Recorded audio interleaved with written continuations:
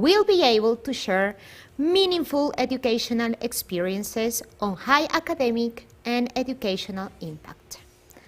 The opening will be in charge of Mr. Juan Carlos Miranda Sirena, Director of the Language Center of San Pablo Catholic University. Coming in, Juan Carlos.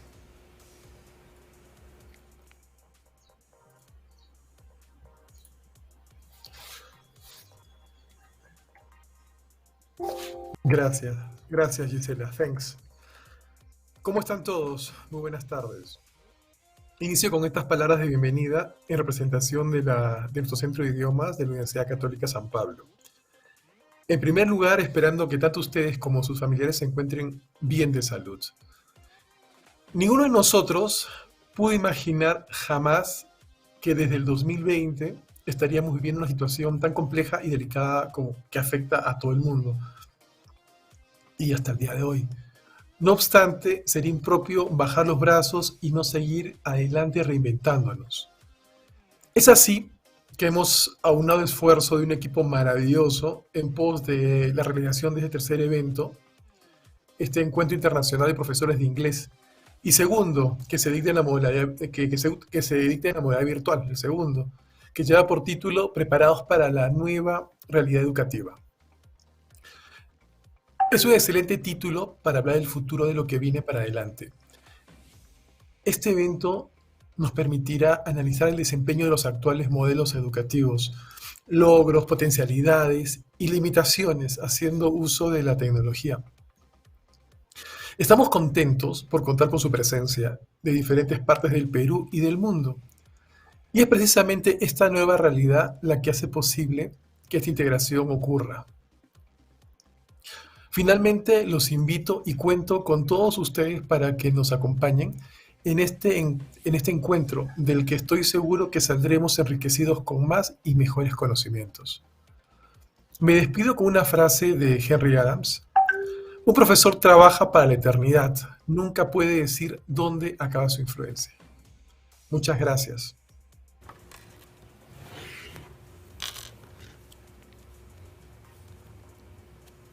Thank you, Juan Carlos. I will start the meeting with the first session, Roomies and Zoomies, for tips for blended learning in ELT. This session reflects on the successful strategies and ideas we use to teach English, with a course book regardless of circumstances, connectivity, age, or level. The next session will be in charge of Andy Cowell. Starting out, graduate of German and English linguistic and English language teacher in the UK and Germany, Andy has been an ELT publishing and training for 30 years. Working in over 40 countries, passionate about creative ELT materials and motivating teaching professionals. Andy is known for enthusiastic and practical talks, encouraging teachers to try new ideas and connect language learning with the real world. He's also a writer and international speaker, giving workshops and talks on many areas of ELT, including and especially extensive reading, storytelling, and using film in language education. Andy grew up in Liverpool, England, and now lives in Glasgow with his family, his dog, and his guitar. He loves to travel, films, comedy, and playing music. Coming in, Andy. Hi. Hello. How are you? Thank you very much for having me. I think that I now have the stage. So a warm welcome. Well, warm? Well, from my heart it's warm, but it's cold outside. It's late here in the UK. It's 11:30 p.m. But it's Friday night, so it started. So I'm going to go straight into the presentation and ask if my colleagues who can do my slides could show the first slide, my title slide, please. Ah, great, thank you. So when I say next, not yet. When I say next slide, oh, they did it. All right. So I just wanted to start. You don't have to read this, okay? But and I can make these links available. I'm not sure how, but I can send all my slides and links to the organizers so that at the end of this presentation, you can take your time to look at everything. But I wanted to sort of start very quickly by maybe saying some very obvious things, but sometimes the obvious things are still hard to accept. You know, some things have changed. Have you noticed? We've got a new world, and this slide, okay, demonstrates how. This first point I want to make is that we're not doing blended learning anymore, or interactive online remote teaching just to get through the pandemic. Yes, we are doing our best, but I suppose we can expect someday some normality, but the old world for teaching I think has gone. And I think even if you have a physical classroom again, I don't think we're really helping the students if we go back to, you know, losing this idea of remote teaching and teaching online. It clearly has benefits, which we can't really discuss too much today. It's not really a workshop. I feel I'm giving really a presentation, but I will be asking for ideas in the chat. I can see the chat on a different screen, actually. If I just look here, I'll keep an eye on things down in my other screen. But this point that I'm making is that if we believe that blended learning, remote teaching, distance learning is just something that really has become very big because of COVID and the pandemic, and then it will go away again, I think we can agree, we should really be aware that that's changed, okay? And even if you don't like that idea, and I know that we're struggling at the moment to cope with new technologies and new teaching, this is the world that the students are going to anyway. Universities and colleges around the world are already teaching interactively, remote teaching, distance learning, assessment online, blended learning. That's the world the students are going to. So that's why we have to, I suppose, not just to get through this pandemic, but use this time to become new kinds of teachers. We've had to, and it's not a waste of time. It's not something for an emergency. We've been through the emergency. Now we're preparing students for a digital world of study and, next slide,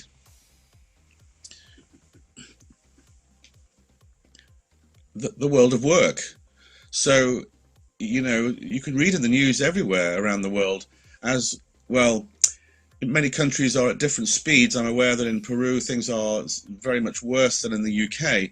But in the UK, you know, there are companies and workers are going back to work, but they don't want to do work in the same way.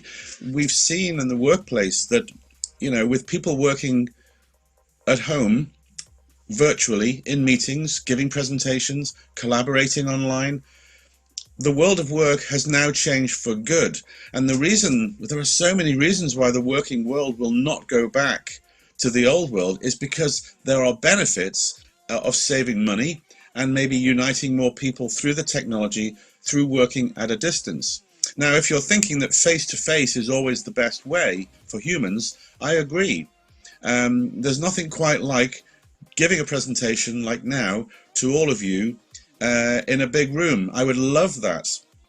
But on the other hand, you know, there are some presentations or meetings you don't really, as a business person, really want to fly to that country to do one meeting and come back if you can do it successfully.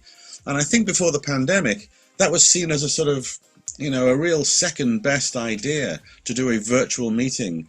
But you really want to see the people. But now it's changed. And if it's changed for good, the working world and the studying environment, then we owe it to our students to keep learning, to show them that we can blend work with physical face-to-face classrooms and online.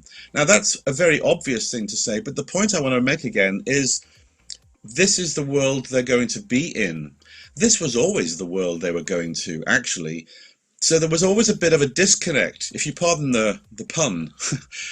There was always a disconnect between learning in class and that world outside, even linguistically, but also environmentally. Students would work in this environment of a classroom and desks and books and a teacher teaching, but was that really ever preparing the students for a digital world? Not really.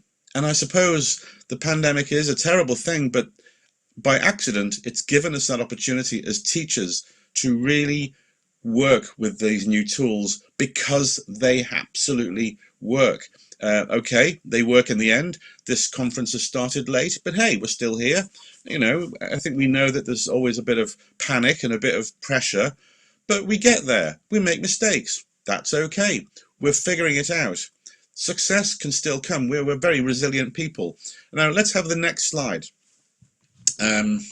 What have I got here for you? The next slide.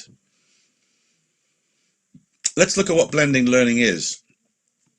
So we're all on the same page or screen. The integrated combination of traditional learning with web-based online approaches. And that's from an article some time ago, you'll notice, called Can Blended Learning Be Redeemed? Because for a while people were thinking it wasn't the way to go. And of course, if you leave aside the idea of the pandemic, I've been to many countries where many people, students could not study different subjects because they didn't live in the city where there was always the colleges and universities. Now, through distance learning, we know that it democratizes education. People can reach the classroom in this way. So it really does benefit everybody to be able to connect like this. Now, I'm picking on blended learning because that was the topic that we talk about, blending in, you know, making ourselves fit into the community as we are. Let's look at the next slide, because I want to make sure we're clear that we are taking traditional teaching and blending it with new. Next slide. If you want to just quickly read that definition.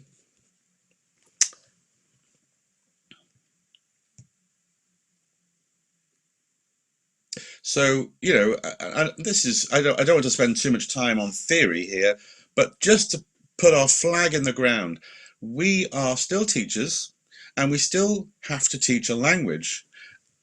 And we are going to do this simply by adapting what we do in the classroom, fully aware that it's not going to be the same in the virtual space. Next slide.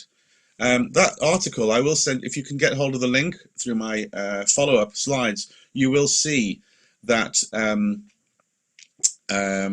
okay, stop. You'll see that there are many tips and ideas about how you approach blended learning, but we're going to look at that. Just also, my next point I want to make is that blended learning, remote teaching, whatever we call it, remote teaching is only a part of blended learning. Blended learning is taking the physical classroom with teacher practices, the physical classroom, and working online. And sometimes, you know, working in real time, sometimes working offline, not always teacher-led. But remember, this whole technology thing is not a methodology and it's not an outcome. It's only the delivery of your lesson. All right, next slide, please. Next. So we need to focus on the language and objectives. What I mean is, no matter how many more tools you're looking at, platforms, interactive this, interactive that, I think when things are overwhelming, you just strip it down to the basics. And we just need to make sure that the students are really being given very clear instructions, which was always what we should be doing. They know what they're going to do, that the objectives are clear, the tasks are meaningful and purposeful, realistic, varied, all the things really. And I hope that you can see that, you know, that this is all possible online. And I hope that, you know, some of the interactive books that you may be using, and I'm going to show you some today from Ellie Publishing, who have invited me to speak today. You can actually be very creative with the pages on the screen, whether you're in the classroom with an interactive whiteboard, or if you're working virtually like this, and we're going to look at that today. Next, click, next slide. Well, it's not a slide. As always, no matter what, whether you're working virtually or whether you're in the classroom, we should identify our plan. We're going to plan our lesson. What do we want the students to do by the end of your 45 minutes, for example, and work back from that. And, you know, I think that we've learned a lot in the last 18 months, but I think I want to just remember that if we work from course books, and we all do, then we just have to find out what is it the students need to be able to do, and how can we facilitate the practice online or in real time if it's in the physical classroom. I think at the moment the schools are closed. Am I right? I'm just watching on my chat. But let's look at the next slide or information. When you are in a, this is more for blended learning, where you have a choice, you know, or there's a hybrid approach between students who are in the classroom and some students who are at home. That's happening in the UK at the moment. Some schools have split the class, so some students are in the class and some are at home, and you have to kind of be very careful. And if you look at your objectives for the lesson, to decide what can I do, what do I need to do face to face, and what can I do online. All right, next. I'm sure many of you will know, flipped classroom has been one of the most advantageous approaches to teaching because of when we're working online. So for anyone who's new or for a refresher, flipped classroom is when you give the students something they can do, a video to watch, a text to read, some listening or something before the next lesson. And when that lesson comes, and this is why they should do it, and they soon are exposed if they haven't done it, is when you've given them that pre-lesson task. Then they're not looking at the information cold. They're not looking at the text for the first time. They're not looking at the video for the first time.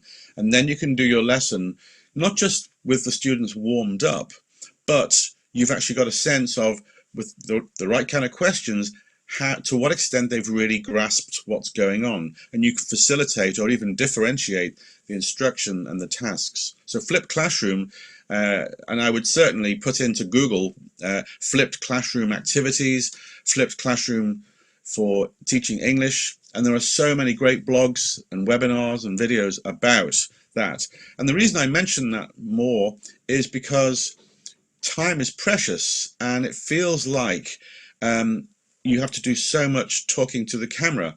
But I'm going to mention one more point in a moment, which is, let's remember that you don't learn a language just because the teacher is there. I know that sounds strange, but we teach as much as we can, but that's not how we learn a language. We go home and we have to really learn it. At the end of the day, next slide or next piece of information. Remember how we learn a language. Again, this is all about keeping things back to basics. What do I need to teach my students in that class? Do whatever I can to get there. It may not be perfect, but hey, I'm going to do my best. And the students, I think, now are already working more flexibly with you because they know things are not how they used to be. But at the end of the day, even though you explain grammar, you give them questions, you do this task with them, at the end of the day, how do you learn a language? Well, you have to remember things, you have to practice, you have to look at things again and again on your own. Yes, we need to do some interactive, maybe pair work or group work tasks in breakout rooms if you've been doing that on Zoom. But actually, if we can assign tasks for students to do a lot of study on their own, that's also an advantage of online learning. You can go at your own pace, and with the right kinds of platforms, you can see a lot of the tasks and explanations can be graded, or even, you know, allowing for the mixed abilities in the class. Next. Just one more here that I can talk about. Just click next, next, next. Just look at these points here. Okay, thank you. Stop. Stop, really stop. Okay, perfect, perfect. Thank you. I think we found out now that teaching online is not the same as face-to-face. It doesn't mean it's going to be worse, I hope. And I think I think since we're running late, I can't spend too much time on the sort of workshop feel that I could do with a session here online. But I think you found actually there are some great advantages to teaching online. One very basic one is maybe if I was teaching some pronunciation, I can talk about thing, something, thank you, you know. Now, how often in a classroom could you get the students to kind of come and see how you're pronouncing something? Or maybe I've made a little, maybe with the young learners, I can do things like this, you know. Now, we'll come to him later, but maybe I found some things here to do with the students. Now, at the back of the, oh, thank you, that was weird. When you make things for the students in flashcards, sometimes you have to make them very big because some students at the back of the class can't see it. Now you can take complete control over what you want the students to see. And I'm going to look at that now with some materials. You've still got to work hard to connect with the students, work harder than ever, build rapport and keep them motivated. And as teachers, please, I know that you're so tired and stressed, but spend an hour or two every week looking for ideas on teaching online better. There's a whole pile of blogs and practical tips and downloads and webinars to watch. Like this conference, this is great that you've come, but keep it up, because what happens at conferences and what happens when we look at things online is we enjoy it in the moment, I hope. You find some things useful, and then somebody will follow me, and then you have 2 days of this conference, which is great. But what are you going to do about the things you learn? So you've got to be really smart and think, right, I'm not just going to get some ideas and listen, I'm just going to underline what is really useful to me. Some things I'm saying will be useful, some of them maybe not, depending, everybody's different. But we have to action what we learn, just like the students do. So when you learn something, you know, that is in a webinar, underline it and make a point that I will do that in the next class, because we have to keep experimenting, make mistakes, and always have a plan B. Now, this website is a fantastic one. Again, I can't share it here on my screen, but the follow-up slides I hope can be sent to you. If you just Google British Council support teacher education, something like that, there are so many videos of training sessions for you to watch on any area of, well, teaching English, but also teaching online. Next. Now, I just wanted to point out here, look at this picture, or the two pictures here. As I said earlier, sitting in a class, in desks, looking at books, was that better? Really? I mean, let's be honest. I think we liked it as teachers because we had control. You can see what's going on, all right, and you can control them, and that's fair enough. You know, that's okay. That's good for you. But was it always good for the students? I'm just putting it out there. You know, look at them. Don't they get bored and restless sitting down? And we know from education approaches in Scandinavia, in Finland and Sweden, for example, students in some schools that have more choice about where they sit, if they sit in a classroom at all, if they can choose when they do their subjects. You know, there's a lot of freedom in the world in some curricula, and some countries like Finland is a particularly big example, because they just don't do things in the traditional way before online teaching. So if that's true, and we know that sitting in rows of desks hour after hour, day in, day out, drives the students crazy, maybe this is no bad thing, you know, and we can exploit that, and we must exploit it. And that's why I mentioned earlier that that's the world they're going to anyway. So just to keep reminding ourselves that everything we do as teachers now, as we explore and feel perhaps very uncertain about our teaching, that's okay, because we are pioneers now. History will look back and realize that we dug in and found great new innovative ways to be teachers. and they're going to have to be ready for when they leave school to go into that digital world in studying and as professionals. So we need to find new things to do online. And there are so many ways to do it. There are tools that we should just try and practice and experiment. Let the students show you what can they find for you. I think it's a really great way to work with students. I mean, the teenagers particularly, maybe not so much the younger ones if they're too little, to tell them what you'd like to do with your class and see if they can help you find the tools. You're still the boss. You're still the expert in English. You can still apply the rules of school, but maybe a more cooperative style of working with students is, I absolutely believe that will help build connections with the students, maybe like you've never known before. I mean, it's very empowering to help your teacher to create the lesson. Just you're not the boss anymore. And I think people are afraid of losing that authority, but you can be in charge and still ask your students to support you. I think that's great, and I know I would do that. Next. Now, the next thing I want to talk about, which is I show you some examples of how I use course books. This is something I specialize in my talks. I don't think what I do is necessarily new. I hope it's new for you in some way, because I know a lot of my colleagues out there, a lot of trainers, really encourage teachers to use course books creatively, and I'll show you what I mean. And this, what I'm going to show you, applies to the physical classroom and also teaching virtually. And in the case of the materials I'm going to show you, they are available as interactive digital books, course books. But even if they were not available like that, you could still take pictures with your smartphone, copy images, copy the text, put it up.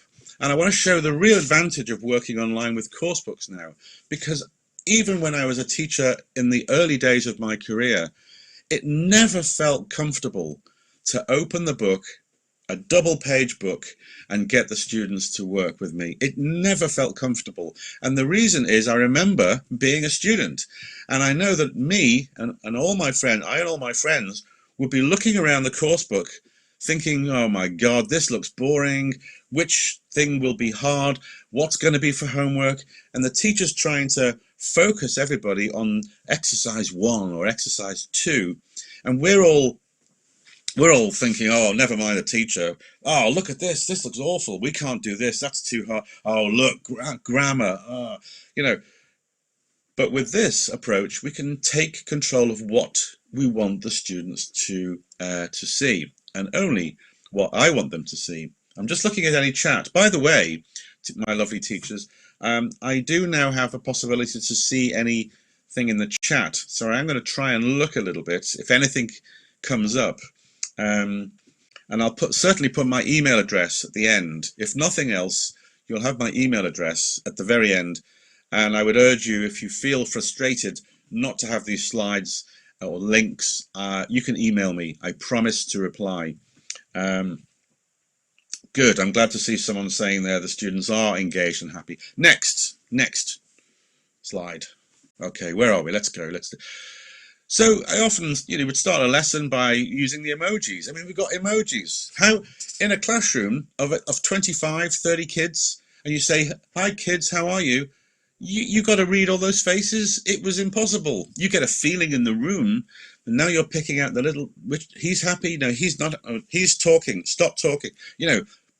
Now I can ask you to look at your emojis. So in the chat now, why don't you tell me how you feel, how you really feel? Don't be polite. How do you feel right now? Use an emoji. Okay. Okay, Leslie, got that? Somebody's upside down. Now, okay, what happens if you feel nervous? If you feel nervous, what do you put? Because maybe a student's nervous and you want to know, what about if you're really sad? You can ask the students, and if someone's putting like, what happens if you're sad? What's the sad one? Come on. Yeah. Esperanza says she's sad, okay, and only because I asked the question. You could ask the student, oh, really? Why? Why are you sad? All right, so you can do things like that. Do you do that? Get them going with the emojis? Or how about this? Okay, guys, what can you see outside your window right now? Tell me.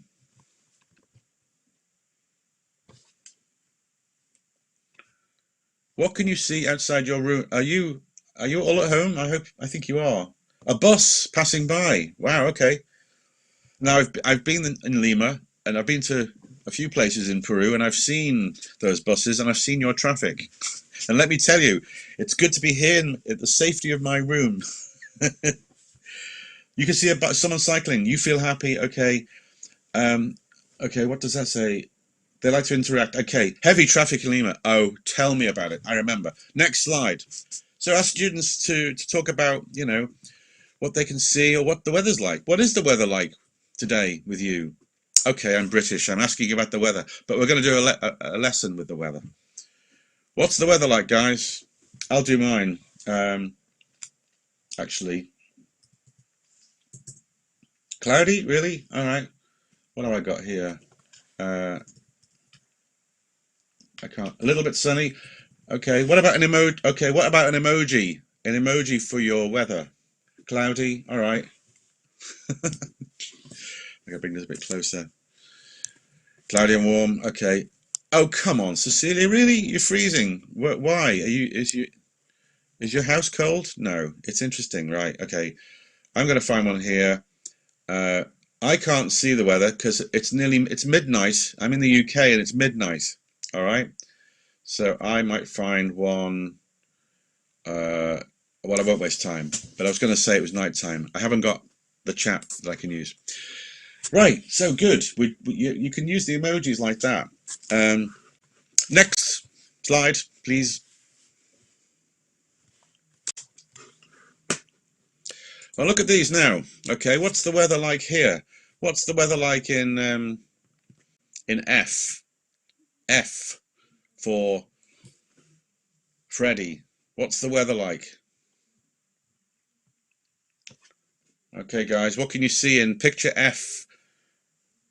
All right, so students, can you give me a sentence?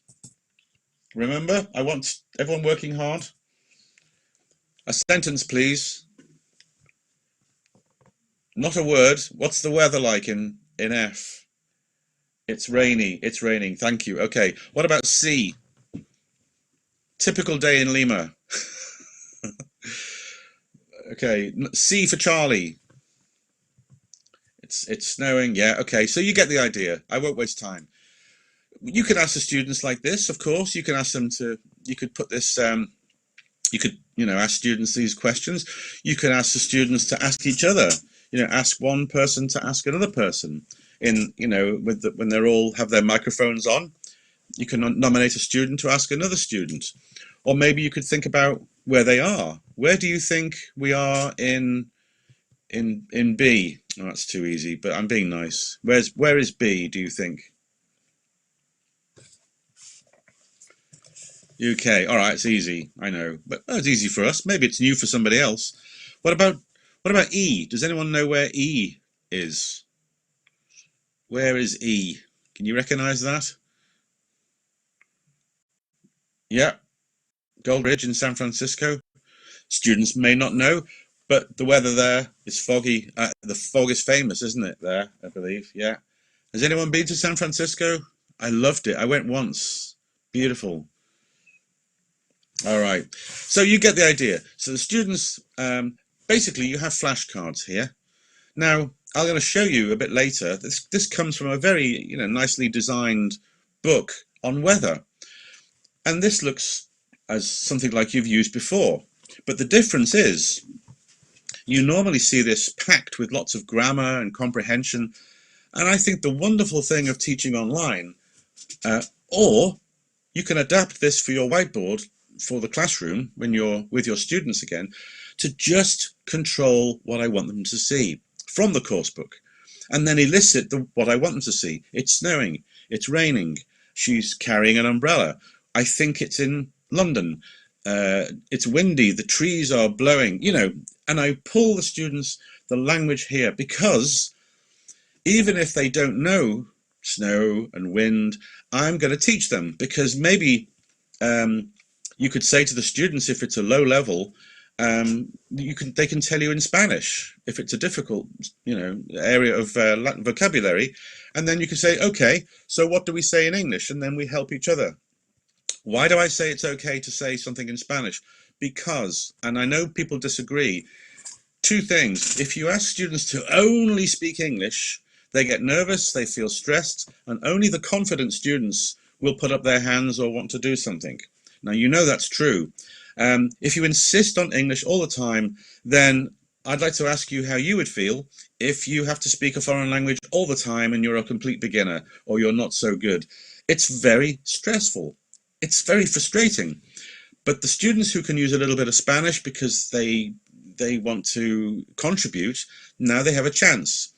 Maybe not in every task, and you don't have to agree with me, but I know that when I was a teacher, I would allow students in monolingual classes. I speak German, so I was a teacher in Germany, and it would be good to hear students, they know what I want, and I'm going to give them the English. And that's a lot less stressful than making sure no one is speaking because nobody knows the words. And thank you for agreeing. I just think that my point here is I'm realistic, and I want to move in quickly. So that's what I've done here. I've elicited the words. I've controlled what I want them to see. I'm warming up language that they're going to see or read. But this is from a course book, and normally they could be overwhelmed by what's coming next. But in this case, you don't know what's coming next. Well, I'm going to show you. Next.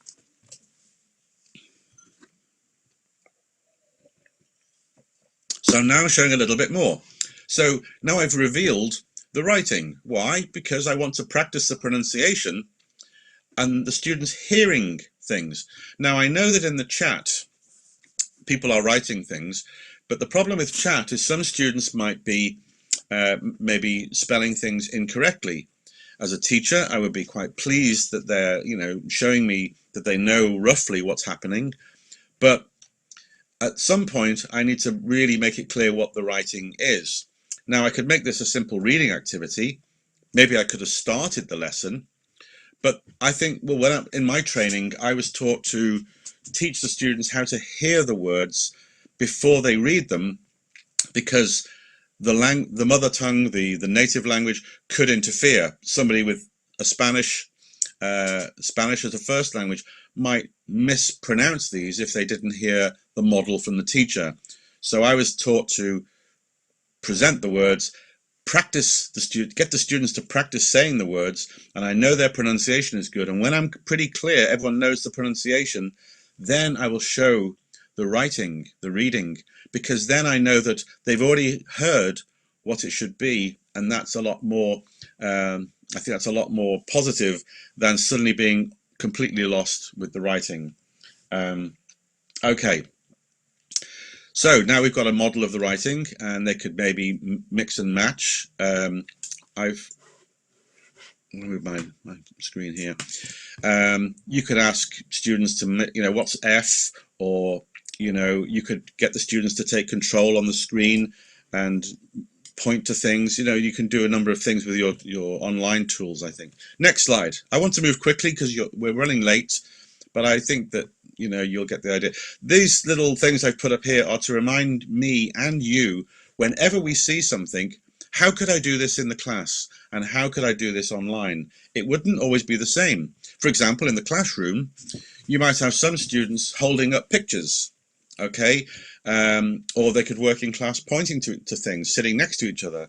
Whereas online, they may simply only be able to point or use a drawing tool online. So we're going to be flexible, remember, but the principle is still the same. The principle here was I was eliciting the language first, modeling pronunciation, and then showing them the reading. Okay, next, please. So then I jumped out of the course book, and you don't know this, but I've now gone out the course book, all right, and now I've asked the students to think about something real, which is, okay, those pictures were nice, kind of real, but if you're looking at a course book as a student, you're thinking, oh, I'm only in a class of English. This is just for exams. It's nothing real. Well, let me tell you, it is real, and you know that. It's a global language. So what's the weather like today in your favorite city in the world? I took a picture, I wrote some text, boom, a slide.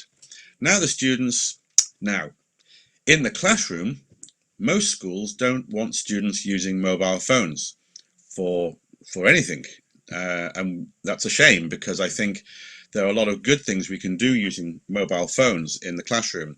And I think that's going to change as we realize the smartphone is not something we can ignore.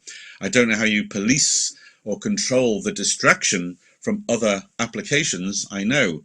But here we are, we're at home, we're learning. Teacher shows me this. What's the weather like today in your favorite city in the world? Well, I've got my phone, all right. Yeah, maybe they're on Facebook. Maybe we do have to keep seeing what the students are doing. But now I can give the students a chance to go on their phone and pick a city in the world they want to talk about. That's great.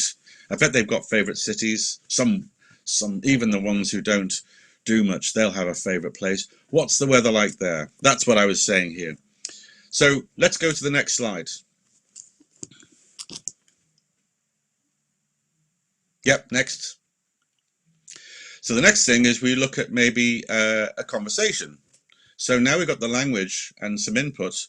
Look at the map in pairs, ask, answer questions. What do you think the weather will be like in Glasgow? So we're doing the future, okay, we're predicting the weather. That's interesting because I'm in Glasgow right now. It's going to be cloudy. Well, let me tell you today, my friends, it was the most beautiful, sunny, blue sky today. It was the most beautiful autumn day. Amazing. So tomorrow may be cloudy. What will the temperature be? It's going to be cold, about 12 degrees. So there you have a sort of structured pair work. All right. Now you could do that and say to the students, use this text and text each other. Maybe you could do that. Maybe in a breakout room, they could do pair work. What do you think the weather will be like in Glasgow? And maybe they can research 3 or 4 different cities and look at the temperature or the weather and do that. How can you do this? We'll find some websites with weather. Next slide. Next. Oh, sorry. Yes. So next and next. 2 more. Next. Stop. Thank you. So what I'm saying is we had a structured pair work there. What's the weather going to be like tomorrow? What will the weather be tomorrow? It's going to be cloudy. I think it'll be cloudy. Okay. So you've got a structured pair work, or it could be a text chat. And to make it a bit more worldly, write the weather forecast for tomorrow. So I went to the bbc.co.uk weather website. I look at the cities I want, and the students can work from there. Great activity. The students can go away and start to prepare 2 or 3 dialogues of their own. They can practice, and they can write them up as texts, maybe exchange a little bit on chat. So you could say, student A, Andy, and B, Maria. Andy, could you in the chat text Maria so we can see what they say to each other? All right. So that's like sort of doing it out loud, but maybe in writing, or they could do it speaking. My point is, we've taken something out the course book and connected it to the real world. Didn't take a lot of time. I just cut and paste from what I saw to show you, but they could do it online or on their phone. Next. Sorry to move quickly, but I don't want you to, I think you get the idea, and I'll share the slides and ideas with you at the end. Yes, next again. So this is to show you what the page looked like. All right, I don't expect you to read it all. Just to give you an idea, this is a typical page from a very nice course book. It's called Flash on English by Ellie Publishing. Oh, that's to remind me not to be too late. And you can see here what I've done is I've taken the pictures from the top. I've also used a bit of the map with the say it and the write it. And the other things I've left for now. Maybe I could have come back to those later. But can you see that if you look at a page on a course book, that's not the same experience that I just gave you. And that's really quite important. Now, if you just do what I just did, which is break it down, show the students piece by piece to elicit the language, teach it back, make sure they've got it, show some reading, do some practice in class or in the breakout rooms or chat. However you do it, you know, the ways to do those tasks is like a different webinar. But I want to show you that if we just show them what I want them to see, we can move them very carefully from one stage of your lesson to the next. And we know that we leave things out sometimes, of course. And that's a decent course book, you know, but it could be overwhelming. Imagine you're learning Italian or you're learning Chinese and you're kind of, you know, post beginner or pre-intermediate. Think how that feels when you look at all that text. And this is a great way to motivate students to feel they can manage the information you're giving them. Okay, that is from the pre-intermediate. Okay, next. That's just to show you that in the workbook there's more practice. So all the traditional exercises and gap fill, and there's mind mapping there, which is great, is still available in these course books, and you can do these things online. And of course, you know, you can also, with your assessment tools on your platform, you can actually see much more through online teaching how the students are working. And you don't have to do all that marking. I mean, the physical marking was taking so much time. Next slide. I'm going to take some extra time here. Next slide. Just to show you that we teach in the course books learning strategies. Next slide. And how the students can organize their learning. And here we're looking at how they can organize their vocabulary. Now, here's an idea from a young learner's course book. This comes from a course called Merry Team. Merry Team. All right, and I can take a picture. Now this comes from another course book page, and you'll see it, and it's going to look very course booky, which is okay, but I see a course book as a toolbox. I don't see it as pages. I remember as a student, it's too much. And online teaching means I can show you something and I get your attention. You're thinking, okay, Andy, shut up. What is it? Okay, what do you think it is? Anybody? What do you think that is? Of course you don't know, but have a guess. A garden. Good start. Nice one. Yeah. Okay, next. Just one next. Okay, stop. Now, what do you think it is? What do you think that is? A lake? Picnic? Oh, okay. No, it's not a picnic. Playground? No, no. A duck. Or duck. That's an old joke, sorry. Mushrooms. Okay, I love the mistakes. You're all wrong. I love it that you're wrong because I like to hear all the ideas. A hill. All right. Next. Next. One next. Now, what do we have here? Great. So now you're with me. It's a tree. It's autumn. It's a cartoon, so they don't look like leaves, but it's an illustration. So next. One next. Yeah, next. Okay, good. Right, autumn or fall, and I'm aware that the seasons are different for us over here, so I'm going with what we have today. I have to say the leaves in Scotland here and the weather, it's spectacular. It's fantastic. All right, okay, so that's a picture. You could have shown it and asked the students, what is it? But maybe a different way is to just hide it and show a little bit. Do you ever do that? Yes or no? Just a little reveal? Yes or no? Yeah, no, good. You're being honest. I like that. We're all learning. So next slide. Yeah, so if you didn't get the words autumn, stop. Stop. Yeah. Ooh. Ooh, yeah. So, yeah.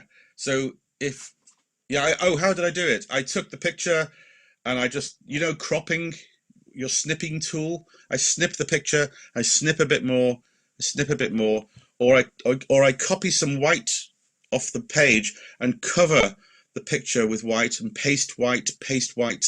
If you know copy and pasting tools, I just play with it on a Word document or a PowerPoint slide.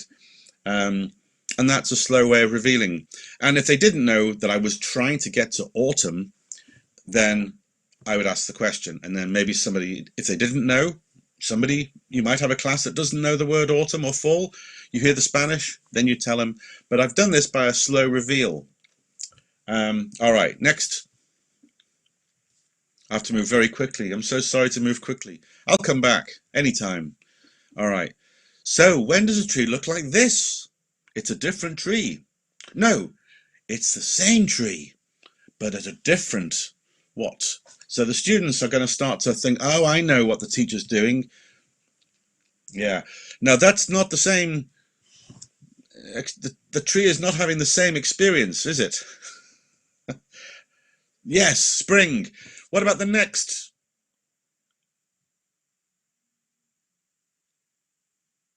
Next. Okay, stop. When does a tree look like this? So we have spring. Now we have, right. No, yeah, got it. Good. Okay, next. Okay, now we know this one. So the students feel, oh yeah, good. I'm on home territory now. Home territory? That was a new picture 5 minutes ago. Look how comfortable they feel now. Brilliant. Yeah, fall or autumn. And then, so can they guess the next? Don't show me. Can they guess the next season? Because you're eliciting the word season. Seasons, all right? And I want them to feel that this is a changing time. And they have to tell, yeah, winter is next. So before we see the picture, could the students tell me, could they draw the picture? Could they show me, you know, for example, they could draw a picture and show you, or they could maybe describe in Spanish or in English. In other words, before they see the picture. So you've got them with you all the time. They're just, you're not teaching, you're pulling them in. Right, next. Yeah, you go. Did you guess? All right. So, and that's great. So now, next.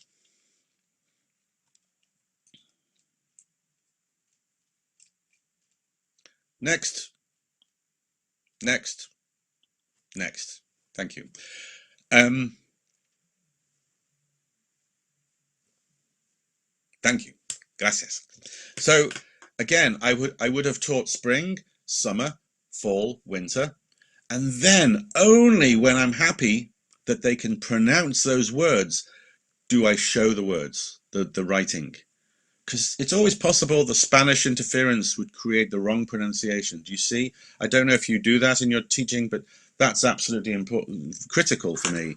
Right, so now we know where we are.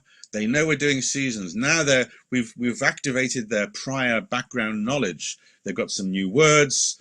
Maybe the young learners are doing some pictures if they want, you know. They could talk about their favorite ones, you know. Who prefers spring? Who prefers summer, you know? Or maybe the students could have 2 minutes to draw, to copy the one tree that they really like, to capture the season they like most. And they do this, okay.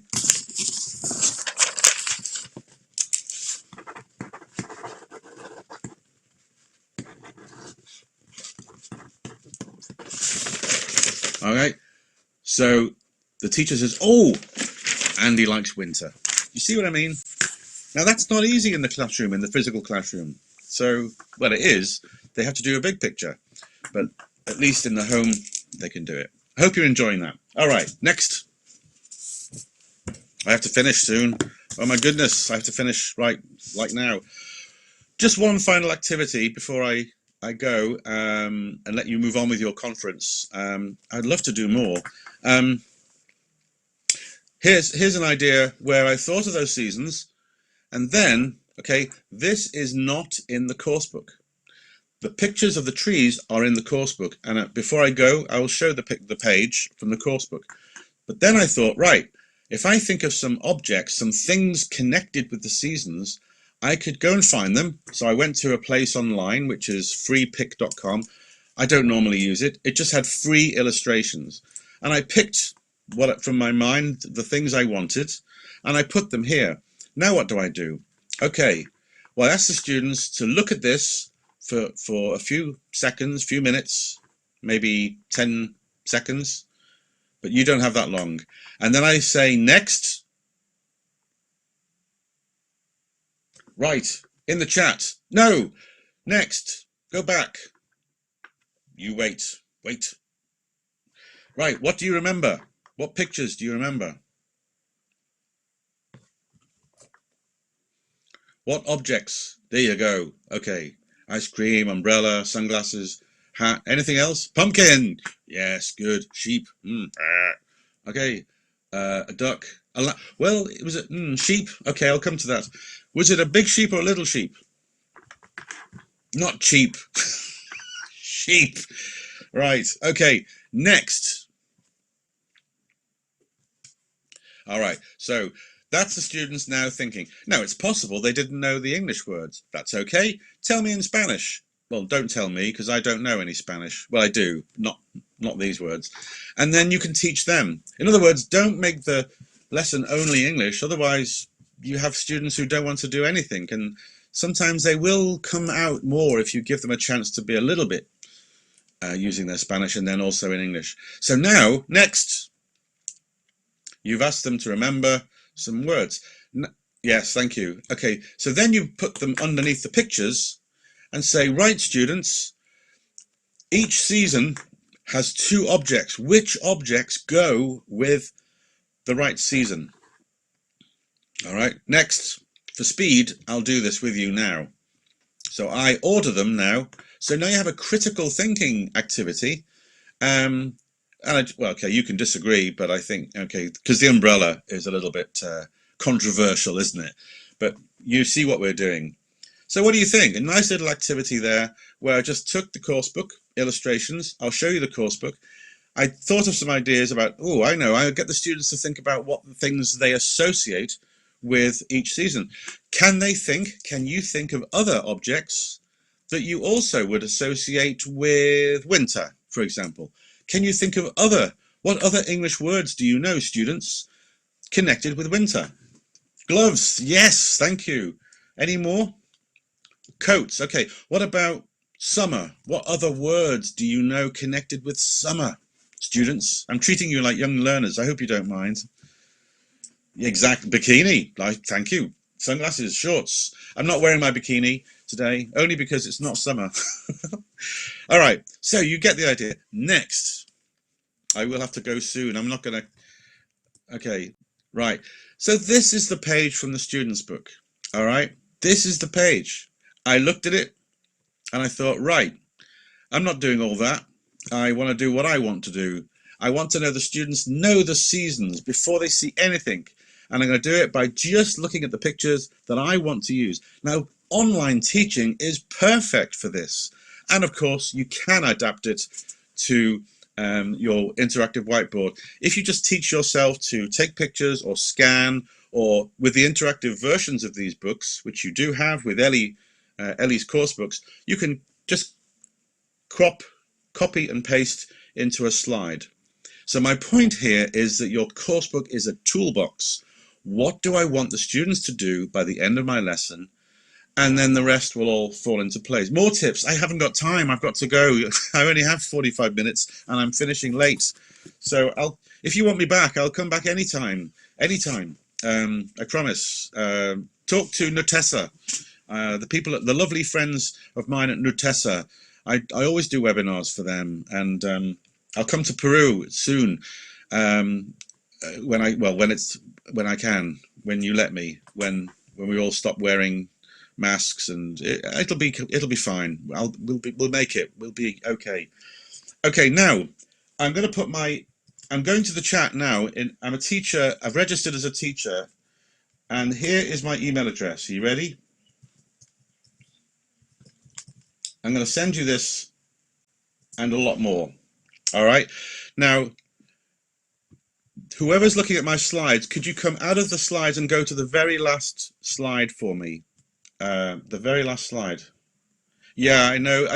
It's a short session, I'm afraid, but it's a conference. That's okay. We get to know who we know and who we like, and I'm happy to come back and do another one.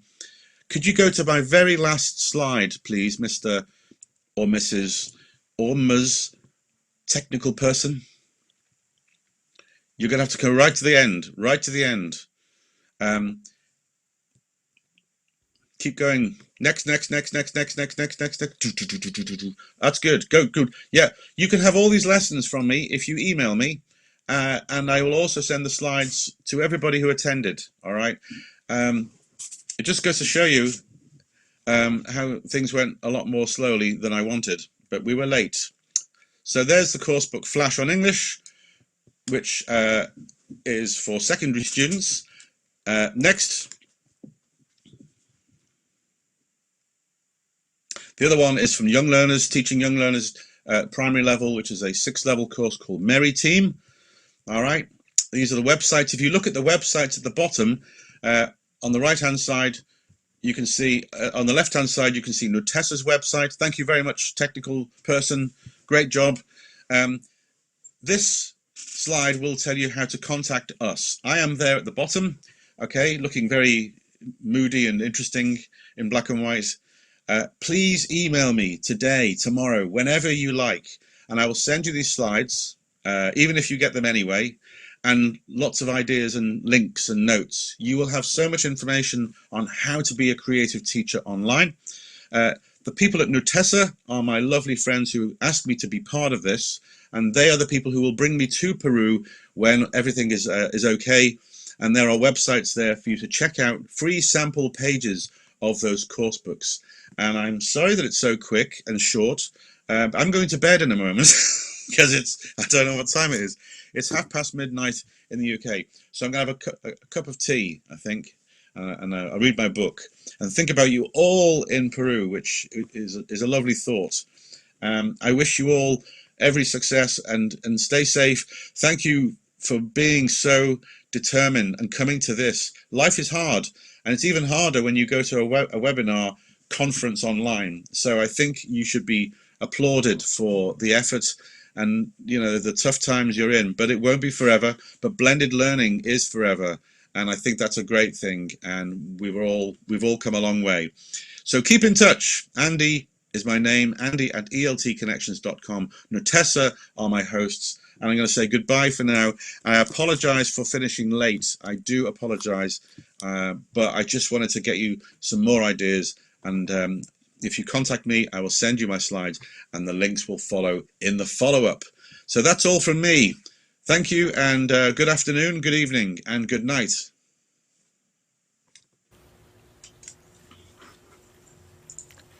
Great contribution, dear Andy. Continuing with our meeting, I invite our next participant, Jesus Miguel Lima, certified Cambridge teacher trainer specializing in international examinations for students such as Cambridge B2, First, C1 Advanced, C2 Proficiency, IELTS and TOEFL. He has worked as a teacher of English for over 7 years at the most prestigious universities in Peru, with further studies of philosophy in Toronto, Canada. Currently, he's a teacher, trainer at San Pablo University and San Agustin University in Arequipa, Peru. He has tutored a number of face-to-face and online Cambridge assessment English teacher training programs such as TKT, CORE, CELT-P and CELT-S, Introduction to CELTA, Introduction to the Trainer and Delta Module 1 for the last 5 years. He also tutored the first ever Cambridge Delta Module 1 course for experienced teachers in Arequipa with great success. Jesus will be in charge of the second session called Classroom Management in Times of Pandemic. The following conference aims to present teaching procedure developmental progress under the light of providing some tips for teachers who teach online and those returning face-to-face instruction next year. Come in, please, Jesus. Good evening, everyone. So happy to be here with you today. All right, so this is a great introduction. Welcome, everyone. My name is Jesus Miguel. I'm proudly English teacher at the Language Center of San Pablo University. Yeah, just to confirm, you can hear me, right? Yes, we can. Everything fine. Awesome. We have a great audience tonight, everybody. Good evening. Hi, hello, welcome. My goodness, I'm so happy. Yay! I see so many friends. My goodness. Hey, hello. This is awesome. Great. My goodness, I feel like celebrity tonight, you know? Awesome. So, yeah, this is nice. This is awesome. Yay, hello everyone. Good. Let's start tonight with a wonderful question for all of you. Now, let me just put my timer first. Lovely. So, many people has asked themselves throughout history, and perhaps this is the most important question of the evening. How is language acquired? How can we, in times of pandemic, teach our learners to acquire the language that we teach? How can we implement new techniques? How can we, not having this particular face-to-face touch, warm, from the students, how can we still approach them? How can they still feel welcome? In face-to-face lessons, it was kind of easier, Hey, Pablito. Hello, Maria. How are you today? There was something at the beginning. However, now due to circumstances that are out of our power, we have to deal with certain and a lot of different things. The most important question of the evening is, how do we teach? How can we make our students acquire the language? Stephen Krashen, one of the greatest linguists of all times, he established one principle. He said, language is acquired. Yeah, that's a great question, Luis. Yeah. Language is acquired through meaningful input. Language is acquired through tons of exposition to the language, and let the learners discover language acquisition. Exactly. Yeah. Awesome. Good. So exposed to the language. Exactly. Second language acquisition said the language emerges from the learner. But how can we create this environment? How can we make the learners discover the language? How can we create comprehensible input according to Krashen? Now, let me please introduce my PowerPoint, my PDF, if you guys can help me, the technical people here. Awesome. Great. Can you go one slide, please? Let's now talk about, awesome. Let's talk about something really important. No matter how well our class may be planned, if we do not deliver appropriate instruction for task, our learners run the huge risk of not understanding what we pretend them to do. Do you think instructions are something important in our lessons? How can we deliver instructions? Do you think that's important? I'd like everybody now, please, to write in the chat box. Do you think instructions are important? Oh, I have a close friend. Hi, Ilenka. Great to see you here. Yes, they are totally relevant, important, absolutely. Now, when we have a task to deliver, instructions, are important, absolutely. Yeah, absolutely true. Definitely, yeah, absolutely. Please, one slide more. Now, I have a question. Have you ever felt like this whenever you provided an instruction? Who says me? Yeah, who says me? Have you? Yeah, I'm quite sure you guys felt like that. Yeah, you want to make sure learners understand instruction and you, oh my goodness, do I have to say it again? And they say, do you know what he wants? No, I have no idea what he wants. Oh my goodness. Do we have to write? Do we have to speak? I don't know. Should I ask him? I don't know either. So instructions are a pillar of every task we deliver. Exactly, they start being confusion, right? One slide more, please. Next, lovely. Now, I'd like you now, please, everybody, to rank the following instructions in order of how easy they are to understand. Keep in mind that what's his name might be number 1, and as what's your name, it's number 6. How can those those instructions, some are easier and some are harder. What can you tell me? How could you rank them? Being 1 the easiest and being 6 the hardest. How can you tell me? What's his name? What's that? What's the easiest for you?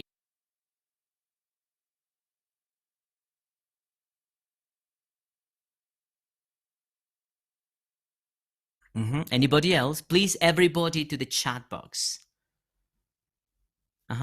His name, please. All right.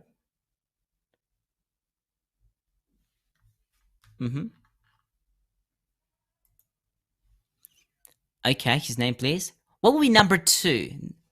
The second easiest. What do you think? His name, please. Okay. Do you agree with that? His name, please. Lovely. Excellent, Victor. That's exactly today's conference about. What about number 3? The third easiest. Exactly, Erica. Interesting. Yeah, lovely. What can you tell me? Yes, please, go ahead. My classes are participating, so I want everybody to participate. Just interact with me. Aleda, well. Ask, what's your name? Okay. Anybody else? Oh, could you tell me what his name is? It's the most difficult one. Interesting, Margot. All right. What would be number 4? What do you think? What would be number 4? All right. What would be the second hardest to understand? Interesting. Could you tell me what his name is? Can you say your name? Find out exactly. Yeah, very nice. Awesome. Do you agree with that? What would be the hardest to understand? The hardest instruction to understand? Yeah. Oh, could you tell me what his name is? Can you find out his name? Okay. Could you tell me what his name is? All right.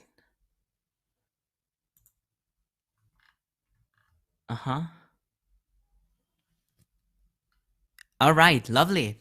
Now, I'd like to know now, what makes an instruction a good instruction? Who can tell me that? Everybody, please, to the chat box. What makes an instruction a good instruction? Short and clear, lovely. Anybody else? Clear, says Karin. Be clear, the way you write. Clear, simple, direct, understandable, lovely. Fabiana says clear and simple, precise words. Clear, lovely, yeah. Examples, interesting, all right. Okay, so please, next slide.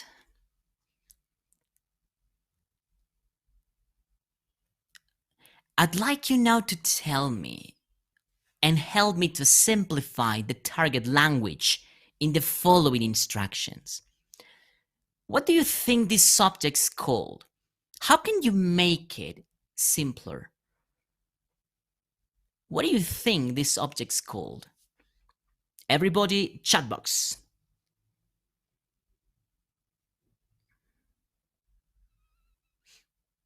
Okay.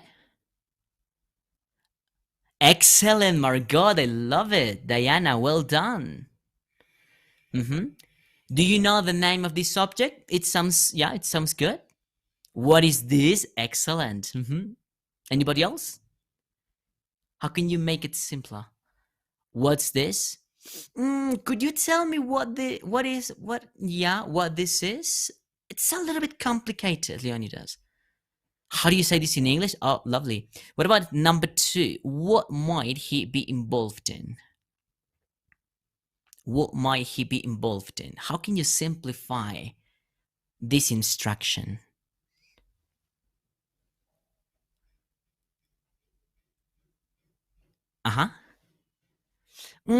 The word up to might be not suitable, perhaps for those beginners. Excellent, Margot, again. 2 stars for you. What is he doing? What does he do? Excellent, yeah. All right.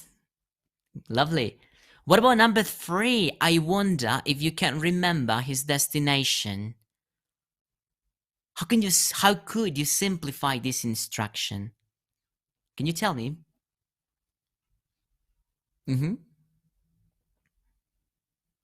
Okay, lovely. Yeah, Luis Miguel, awesome. Do you remember his destination? Excellent. Yay. What was his destination? That can be suitable too. Awesome. What about this one? What happened next? How could you simplify this instruction? What happened next? Exactly. Yay.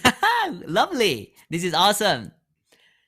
What's next? And then, very good. Now, please, next slide. Now, these are real examples of classroom language, and these are particularly poor classroom language. I have to say that while doing my job of monitoring teachers, I found out this particular examples. Those are real examples.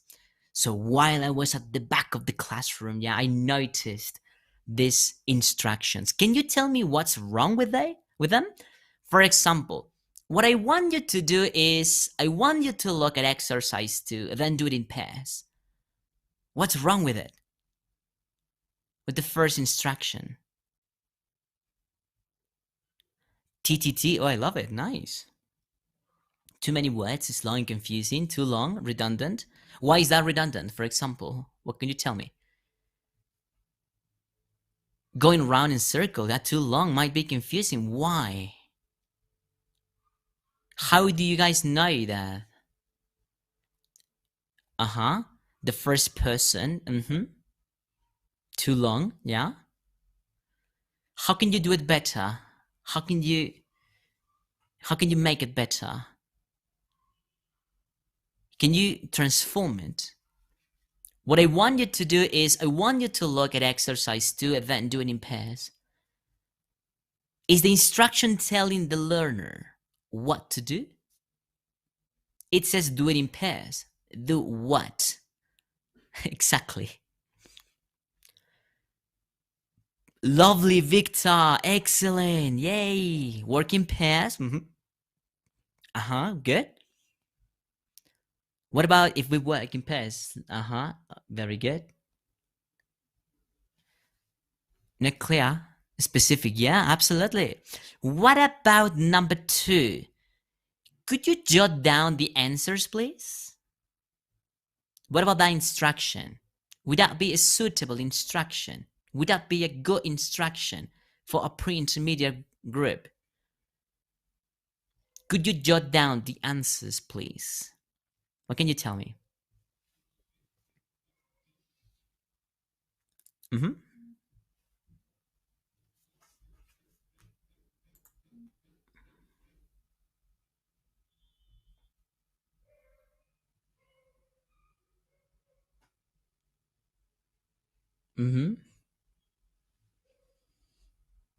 Yeah, okay. To jot down, to write down the answers. Leslie, well done. Yeah, very good. Number 2. Yeah, could you jot down the answers? All right, what about the 3rd? Think about the pictures and what the people are doing. What's wrong with that instruction? Number 3, think about the pictures and what the people are doing.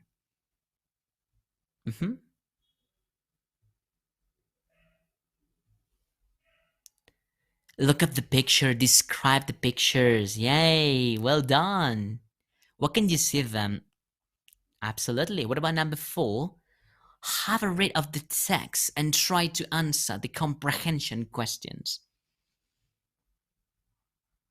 Is that a right, suitable, appropriate instruction? What do you think? And answer the questions. Yeah. Why is that instruction wrong? What's wrong with it? Who can tell me that? Who can tell me that?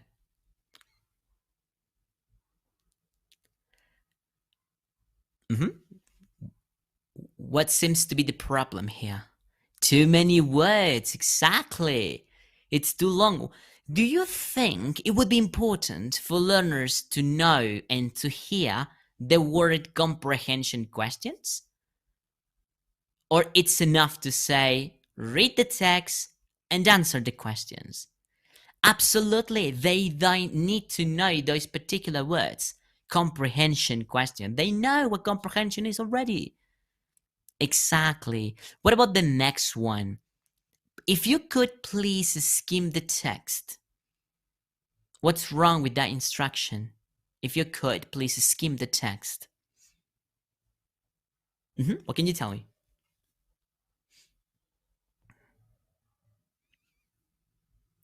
Oh, conditional. Lovely. Okay. Instructions are imperatives. Awesome. Yeah. What's wrong with instruction? If you could please skim the text. Do they need to know the technical word for ways of reading? Skim the text, read for detail, for specific information, scan the text. Do they need to know that particular skimming, yeah? Do they need to know those particular words? Do they? Exactly, they might not even know what a skim is. Exactly, yeah. What about the next one, which is particularly my favorite?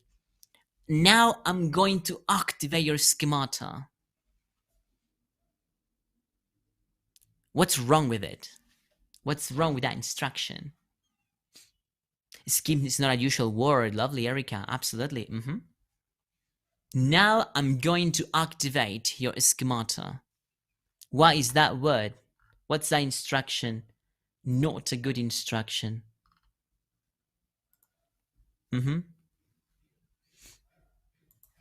Schemata is a difficult word. Absolutely, it's too technical.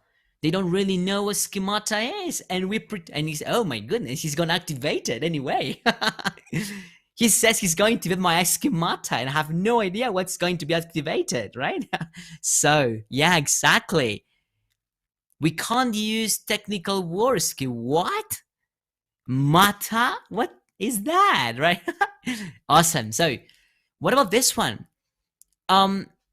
Answer questions 1 to 5. But before that, look at them and discuss any words you don't know. What's wrong with that instruction? Who can tell me that? Organization, there is no order. Yeah, absolutely. What to use? Mother is language. I love it, Johnny. Well done. That's a very Delta level ELT language. Love it.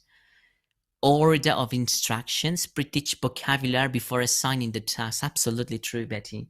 He seems to be improvising. Exactly. He doesn't seem confident about the instruction he's providing. All right. Now, next, please. Next slide.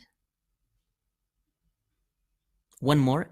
Instructions, therefore, should be short. Next, please. They should not contain unnecessary language. Next, please. They should contain the name of the skill you want students to perform. Read, speak about what? Next, please. only contain one element. And finally, next please. Be accompanied by gesture. Now, let me show you how instructions should be delivered. Now, be careful. Some people take for granted that even advanced students level, they understand every instruction, and that's not particularly true. Even upper intermediate advanced learners, they struggle with instructions. They might be advanced, but in the field, they are not truly advanced learners. First, you can use for example, this is just example. You can use your book. If you don't have the book, you can use the software, the PDF you have, and you can show something like this. All right, everyone, please listen to me. I'd like you now, everyone, please listen to me. What do you see here? And they respond, a text. Okay. So please read the text and then talk to your partner about the main idea of the text.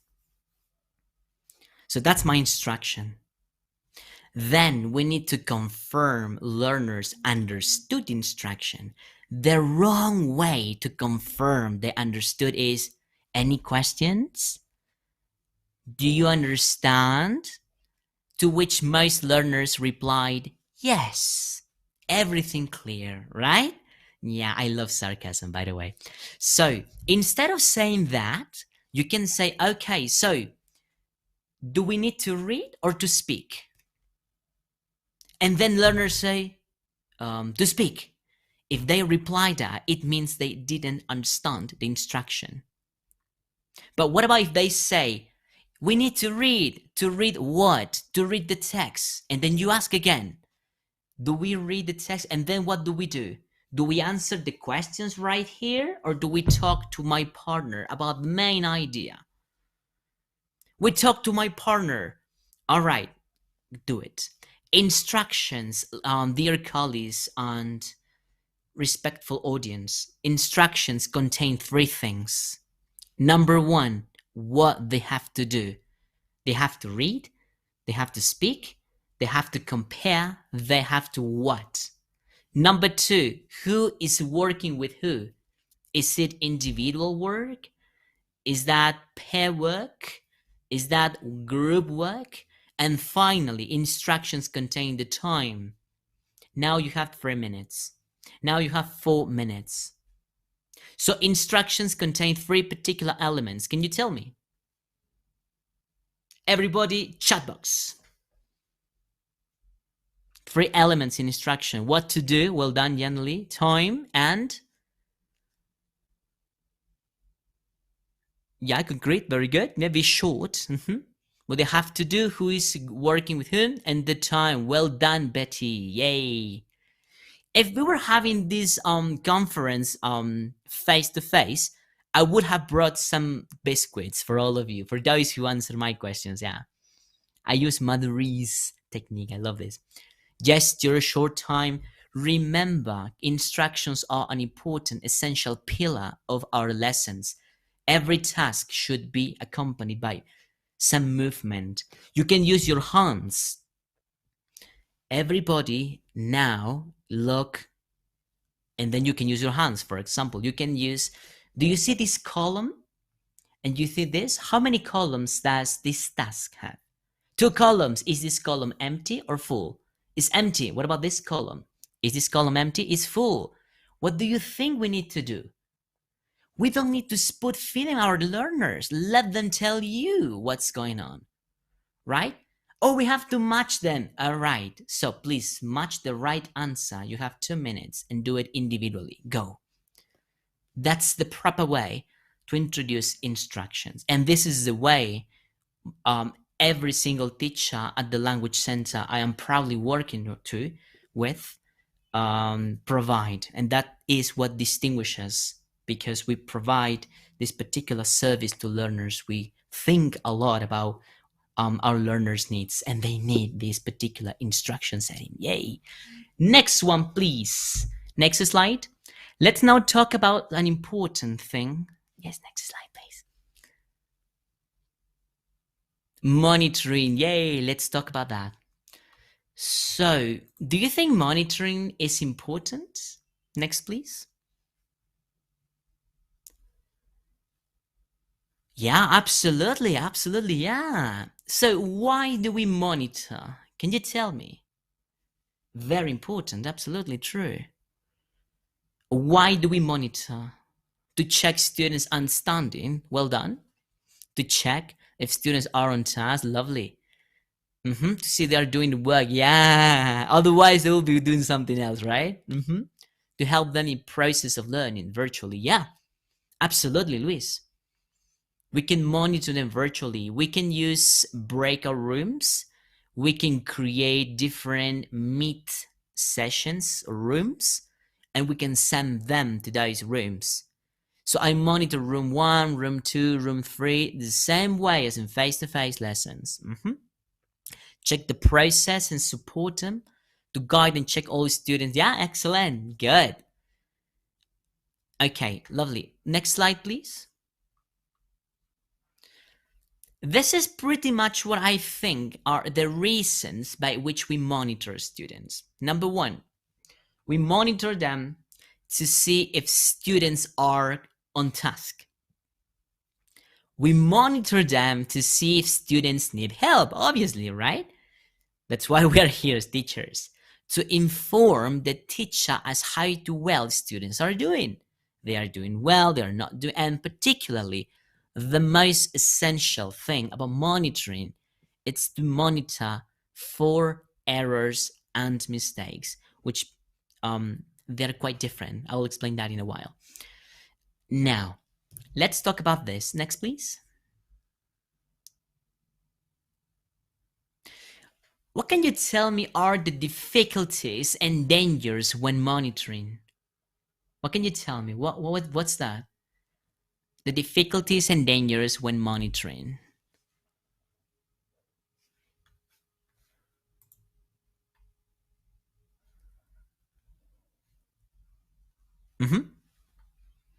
The level is spending too much time. Yay.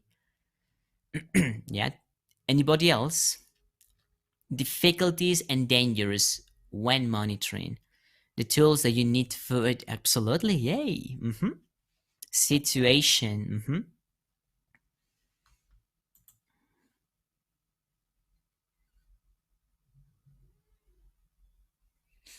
Okay. Sometimes students are not working. Time, on the spot decisions, connection. Absolutely. Yeah. yeah, absolutely true. Lovely. So let's now talk about this. It's an important thing. The reason, perhaps the most important reason while monitoring, or we monitor learners, is to focus on mistakes and errors, that eventually after the class, when everybody come back to the main room, we may provide meaningful feedback for learners. Now, I know monitoring is not a thing that we're used to do in online lessons, face to face, where much simpler. You can go behind the learner, you look at what they're doing, etc. But online lesson, Jesus, really, how can I do that? So it's not really an impossible thing. What we can do is, if you use Zoom as your main platform, you can send them to breakout rooms. Great solution. If you use Meet, for example, you can create different Meet accounts. So you create different Meet accounts, send the link to learners, and they go to the link. You enter into the room, and then you listen. We turn off our cameras. We turn off our microphones. We say nothing but to let them work and to notice mistakes. and errors. Now, but what particular mistakes we noticed? Now, I strongly advise you, you may have a piece of sheet, yeah, like this, and you can divide this sheet in 4 sections. And we await for mistakes and errors related to 4 particular things, which I am going to write in the chat box because I have no access to the PDF. Number 1, we check for mistakes about meaning and use. Number 2, let me just send it to the chat box, okay? So everybody can see it better. Meaning and use, about form. Number 3, about pronunciation. And about appropriacy. This is exactly what we look for while monitoring learners. For example, what about if you go to the room and then there are 2 people discussing about things they did during the weekend? And then one of the girls says, yes, yesterday I went to, I don't know, Capriccio store and I ordered a dessert. It was delicious. Is that right or wrong?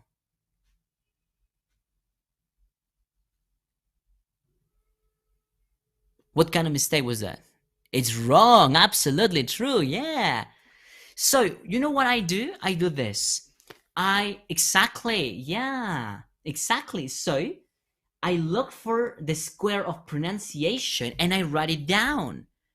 Okay, she confused dessert for dessert. When everybody when they go back to the main room, I say, somebody said, yesterday I ate a dessert. Is that right or wrong? And so people actually, learners do the feedback. Let them do the feedback. Let them tell what the right answer is. So no, it's wrong. Why is that wrong? Because we don't say dessert, we say dessert. Okay. We let them practice the language. And the person who made the mistake understood that that was a mistake. I didn't put anybody on the spotlight. I didn't highlight anyone's mistake. I just said what it should be done for learners to have peer correction. If I notice, for example, somebody who says, yes, my sister has 2 dogs. What is that about? Is that a problem of meaning and use, form, pronunciation, or appropriacy? What kind of mistake was that? It's about form, exactly. So I take notes here about form. All right. So when everyone is back, I say, okay, I noticed somebody say, my sister has 2 dogs. Is that right or wrong? It's wrong. So what do we do? What's the right way? My sister has 2 dogs. Okay. And then they correct each other. My teacher talking time should be only between 15% and 20% of the whole class. That's why we use the guided discovery approach when teaching. I wish I can teach you guided discovery. That's a lovely lesson, but unfortunately, I have only 11 minutes. Oh, yeah. My time is telling Rash Jesus. So, this is pretty, yeah. If you notice mistakes of meaning and use, for example, oh, yeah, yesterday I have bought pizza. Is that right or wrong? What do you think? Yesterday I have bought pizza. It's wrong. So the person is using the present perfect form the same way we use the simple past. Exactly. It's a problem of meaning and use. The person believes that the present perfect has the same meaning as the simple past. And then we, at the end for plenary feedback, we just throw the question, learners answer the question, and everybody's happy. The difficulties about and dangers when monitoring, next slide please, are the following in my opinion.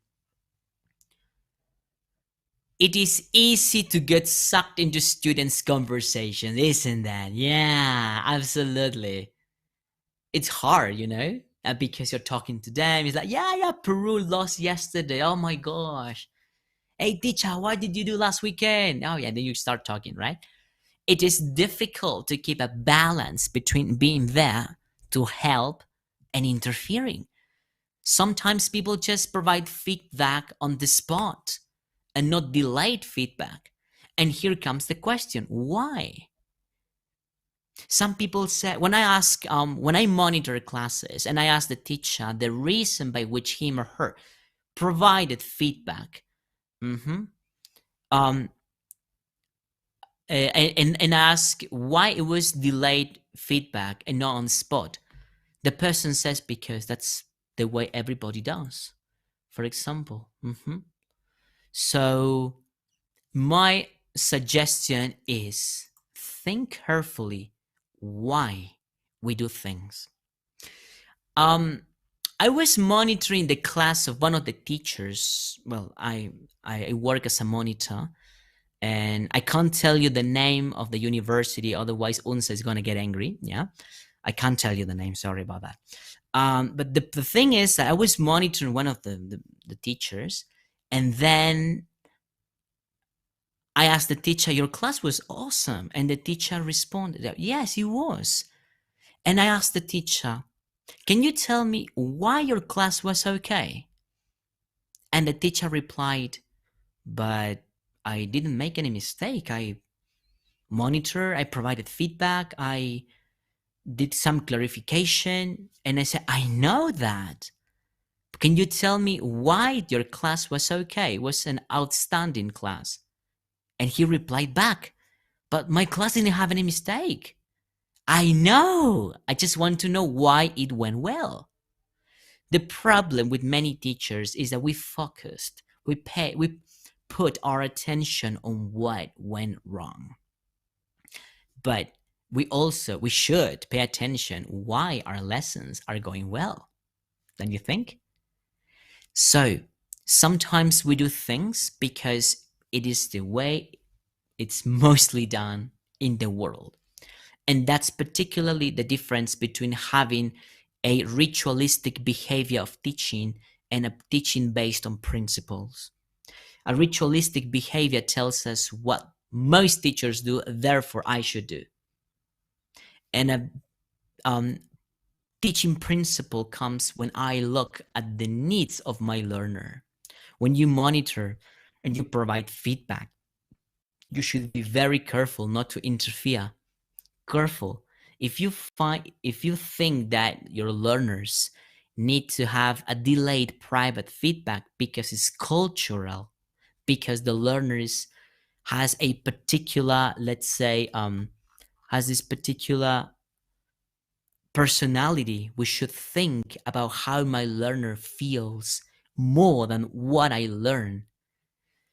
Therefore, we should be very careful about interfering while monitoring. Another difficulty and danger is not using monitoring to inform feedback. Damaging students' confidence by being intrusive. All the time, I read, he corrects me. I do, teacher corrects me. And that's something uncomfortable. Even us as teachers, we don't like to be corrected all the time, isn't that? That's why we shouldn't be intrusive. Spending too much time with one student group and ignoring the others. Yeah, that's something we should consider too. And finally, it can encourage students to become too dependent on the teacher.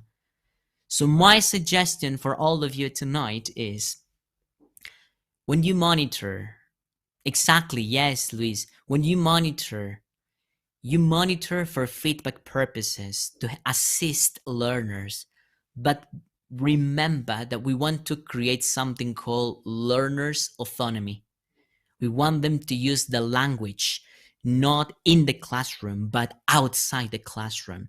So when they go, I don't know, to the main square, or they go to other country and they want to book a table, to buy a ticket, they will be able to use the language outside the classroom, not for a test. Not to succeed and say, yeah, finally, I passed Upper intermediate one, yay. No, we need to teach them a language that may be used outside the classroom, not for a test. We need to use the language that they can feel fully confident with and apply the language for their own purposes. Next slide, please. I have 5 minutes. Woohoo! Let's run. Let's talk about feedback now. Next slide, please. Why do we take feedback? What can you tell me? Anybody?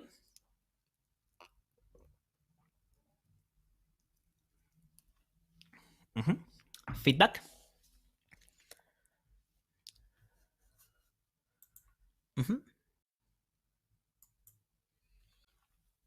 Review. Amparo, thank you. Anybody else? Improve everyone's close the lesson, that to know if they understand the lesson, to continue growing. Well done. Anyone else? To practice it, clarifying. Okay.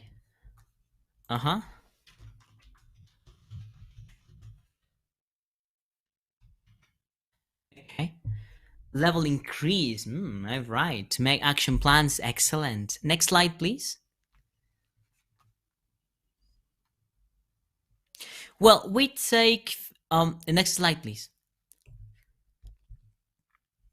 These are the reasons by which teachers provide feedback. Well, first, students need to know if their answers are correct or not, right? The teacher needs to know if the students have got it. For example, it provides an opportunity for some impromptu teaching and an opportunity for correction. Students need a written record of the correct answers, particularly if you work for high schools. Parents are crazy about feedback. They want feedback everywhere, every time, and they want written feedback, something they never read, but they still want it, right? Yeah, they never read, but they still want it. All right, but students also need written feedback as well.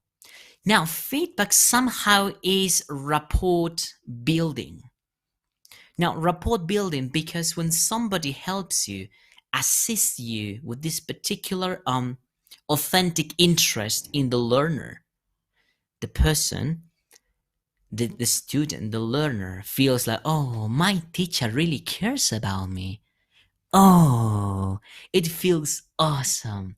That's the rapport building we want. I mean, we want them to feel that we are doing something for them. Rapport is also a quality of a great teacher. If we want our learners to feel like home, we should build rapport.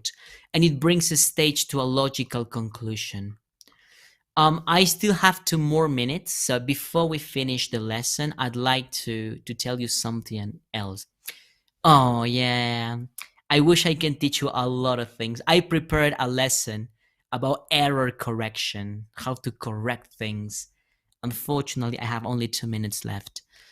I just want to say something as my final words. Teachers, our job as teachers is not just to teach a language. We're teaching a culture. We're teaching a style of life. Your learners, they have some needs, particular needs. They want to feel that we care for them. You have no idea what's behind the reality of every student. Some of those might be sick, might work so much that they can pay the course. Some of them are working and studying at the same time, have family problems, whatever. And what we should do, is to place ourselves and how our learners feel, and especially what they need. They need speaking, provide tons speaking. They need feedback, provide tons of feedback. Just to finish, let me tell you how proud I am to provide this particular conference to you.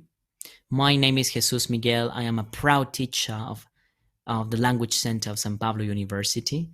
and you can count on me on anything you like.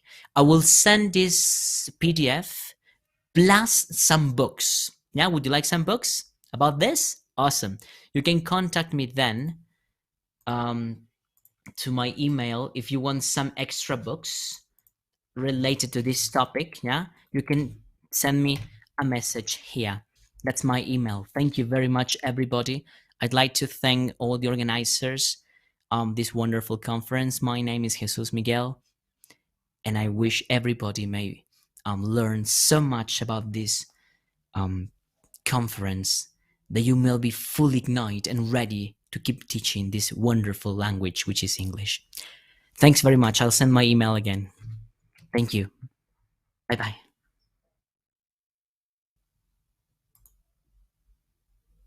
Thank you. Thank you, dear Jesus. Now, the third session will begin. It is called Adapting Games and Activities on the Online Classroom.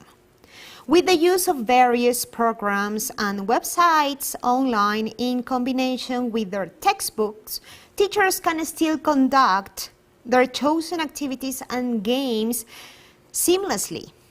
Teachers will be able to continue conducting engaging lessons while having fun with their students as we navigate through the pandemic. This session will be in charge of Gary Funiestas. Gary is an EFL teacher editor, consultant, and teacher trainer. He obtained a Master's of Education in International Teaching from Framingham State University. He taught elementary school English in the Korean public school system for over 6 years in Seoul, South Korea. He has joined eFuture and works with international team, where he helps teachers both in South Korea and various other countries around the world obtain valuable insight and tips to become better teachers. Come in, please, Gary.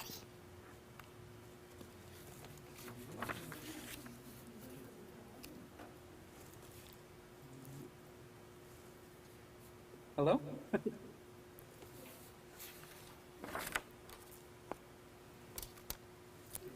Hello, can everyone hear me okay? Yes, Yeah, sounds good. sounds good. All right. All right, so can I go ahead and get the PPT started? Sorry, Ye- I'm yes, kind tell of us once you connecting need from my phone. your slides. Yeah, I'm ready to start, so if I can get my presentation all set up, I'll go ahead and get started. Thank you guys for organizing this event.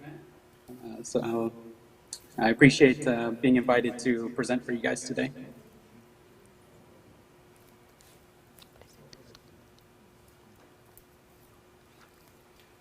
So today I'm going to present on adapting lessons for the online classroom.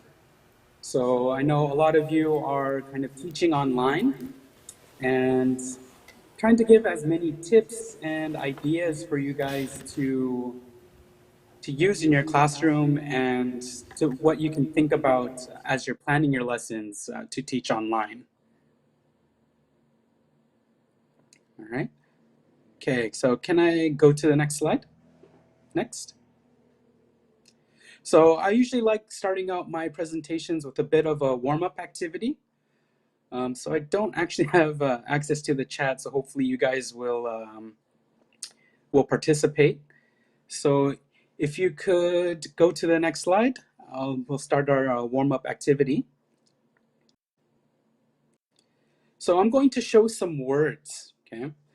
And I want you to kind of think about what the words have in common, right? So I'll give you 4 different words and we'll see if you guys can think about what they have in common. So I can't really see what you guys are writing, but I'll give you some time and maybe give you some hints on what the answers might be. So if we can just hit the next button and you can show the words. All right. So for number 1, we have boxing, wedding, circus.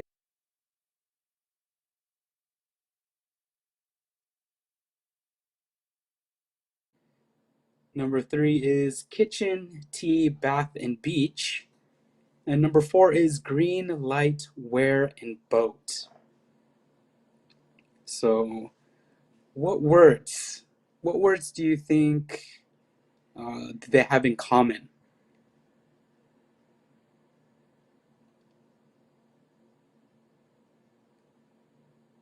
So the first one, so I can't really see if you guys are answering, so if you can participate. So the first one, if you could guess, would be ring. Okay, very good. And then actually, can you go to hit the next? It'll show the answers.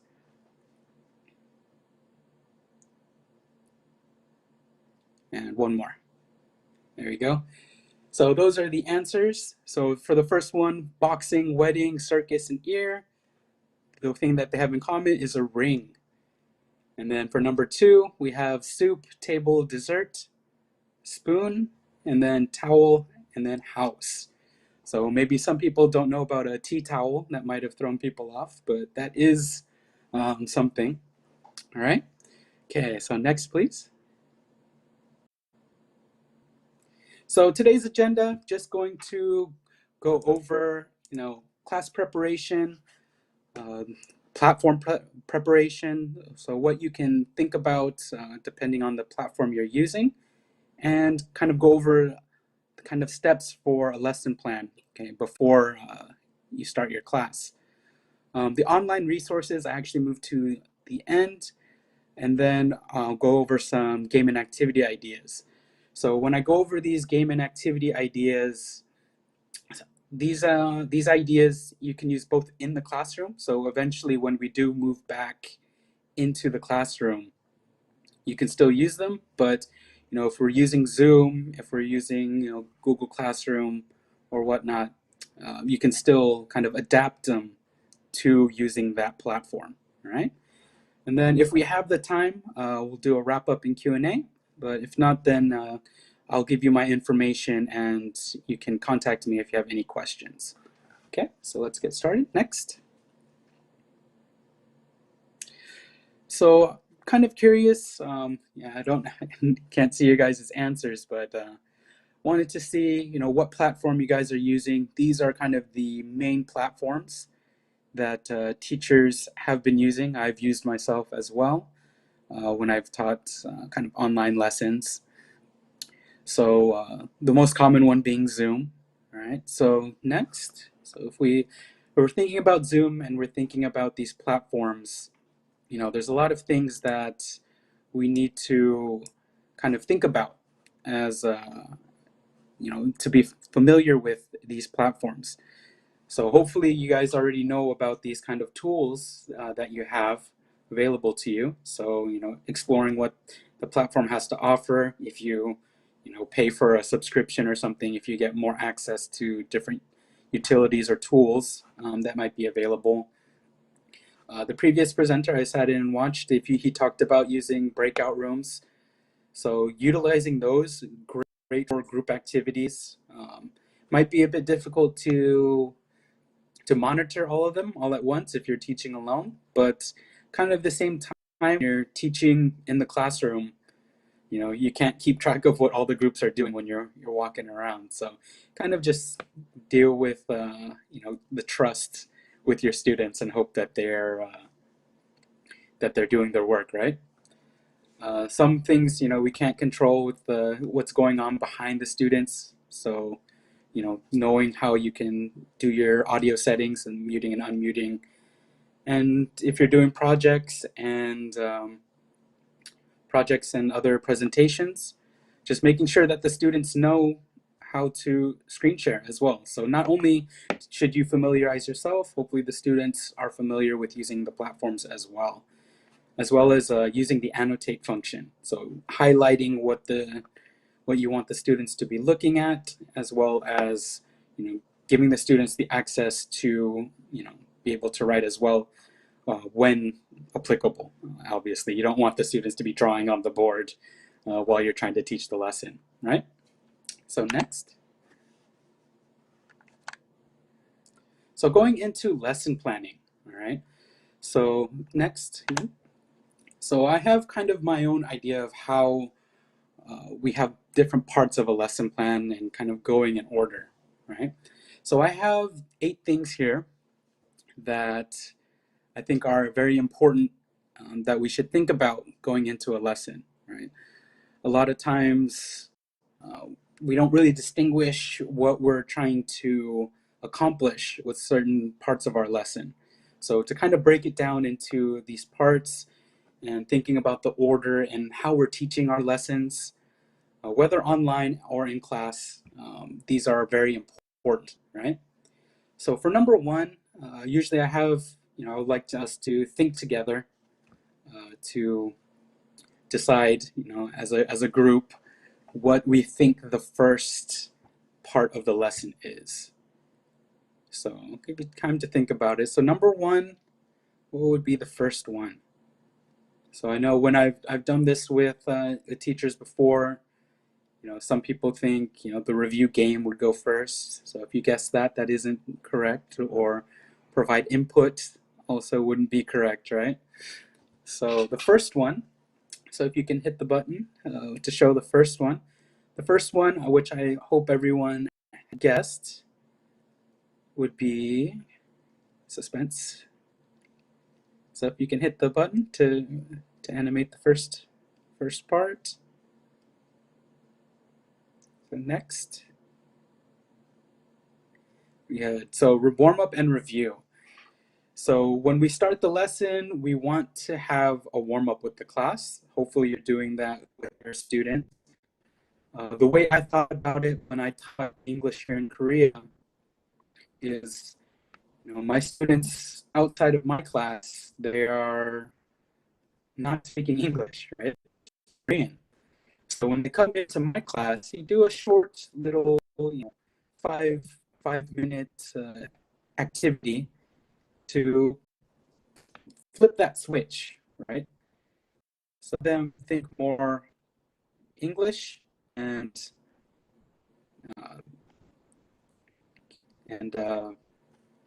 yeah, just get them to think more in English, right? All right, so if you've thought about that already, for number 2, next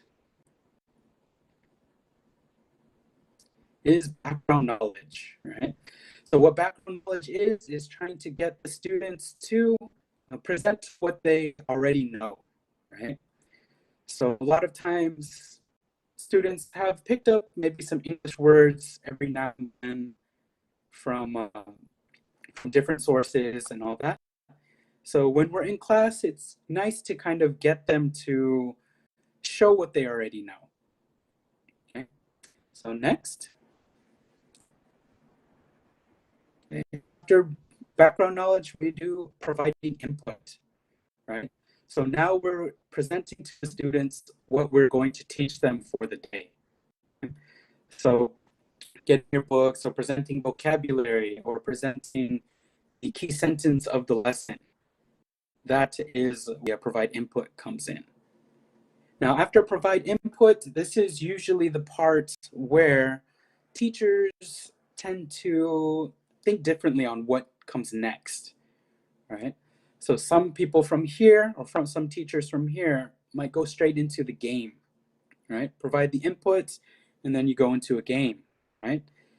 But if we go next, after provide input, we go into checking the comprehension, right? So if we go into the game too quickly, we haven't even checked if the students understood the material, right? So making sure that the students understand what you presented to them is a very big part of your lesson, right? You don't want to go too quickly for the students. So next.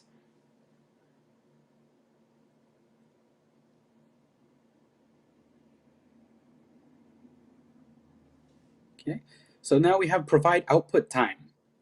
So with providing output time, now the students are kind of given the opportunity to use what they've been presented, right? So you provided the input, the students understand it. Now the students can produce. So this would be, if you're going with the 3 Ps, this would be the production or the practice, right? And then, so after you give them the output time, then you get into giving feedback. So next, very good, giving feedback. So here, the output, so now you see what the students have done with the input, okay? So we've seen, whatever worksheet or, book activities the students have done, and now giving them feedback. So this is where we fix the problems that the students might be having, whether they really understood or not, depending on the check comprehension phase, if they really understood. So giving them feedback. So this is kind of smoothing out, fixing the small problems, letting them know what they can improve on or what they need to think about from the lesson material. Okay. So then we have next, go to the next. After giving feedback, we get into the review and game. So now we go into the review and game. So usually, again, like I talked about before, if we do the review game, step 5 or step 4, you might fall into that the students might not understand, and you're going to be teaching during the game time, right? So if the students don't understand it, you don't take those steps, you'll end up having to teach during the game time, and then the game ends up not being as fun as it could have been, right? And then next, the final, number 8, we have reflect on class. So this, for me, obviously comes after the lesson. You can, if you want to get that feedback from the students, you can reflect on class with the students. But in my terms, this is more of the kind of personal time for you to go back and for you to think about, how did I provide my input? Did the activity to provide output, was the activity effective for the students? Did I really understand how they're processing the information? And then looking at the game, was the game fun for the students? Did they respond well to it? Did they like it? Okay, so that's what we can do, especially if we're online as well on Zoom, and a lot of the platforms record the lessons.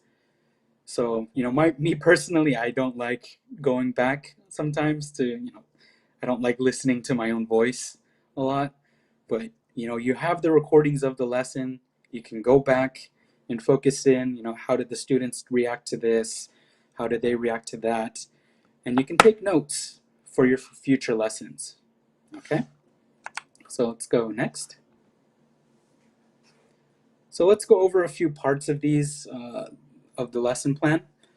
So for the introduction, when you're providing the input to your students, so if we're teaching online, we have to think about how the students are staring at a screen for however long, right?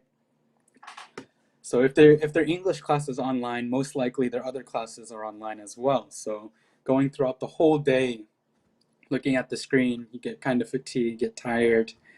We have to kind of make sure that we make looking at the screen attractive, right? So let's go next. So if we're taking this lesson here, so this is from an eFuture book, Hand in Hand. So if we're looking at this lesson and what we're practicing, so we're going to look at introducing the vocabulary. So we're looking at the left-hand side here, the words and grammar. Okay, so next. So we have the new vocabulary. So when presenting vocabulary, kind of curious, I would have loved to see you guys' answers of how you introduce vocabulary. I know a lot of, the default is usually having the flashcards available to you, and then you kind of present the flashcard to the students and you kind of have them listen and repeat and do all that. hopefully you guys are utilizing, the opportunity to use, real objects. So, if you're kind of teaching the students, apple, you can prepare a real apple, or prepare a bottle, depending on what the key vocabulary is. Okay. With online, that's an effective way as well. What I like to do with my students, both in class, depending on what kind of technology you have available to you. In elementary school, we had kind of TVs hooked up to the computer, kind of similar concept to how we're able to teach online. So that each classroom had like a TV, or to be able to present PowerPoints, videos for the students to watch. So if you have those capabilities, I also like to use pictures or GIFs, right? So if we go next. So these are the vocabulary words that we're going to be presenting. So next.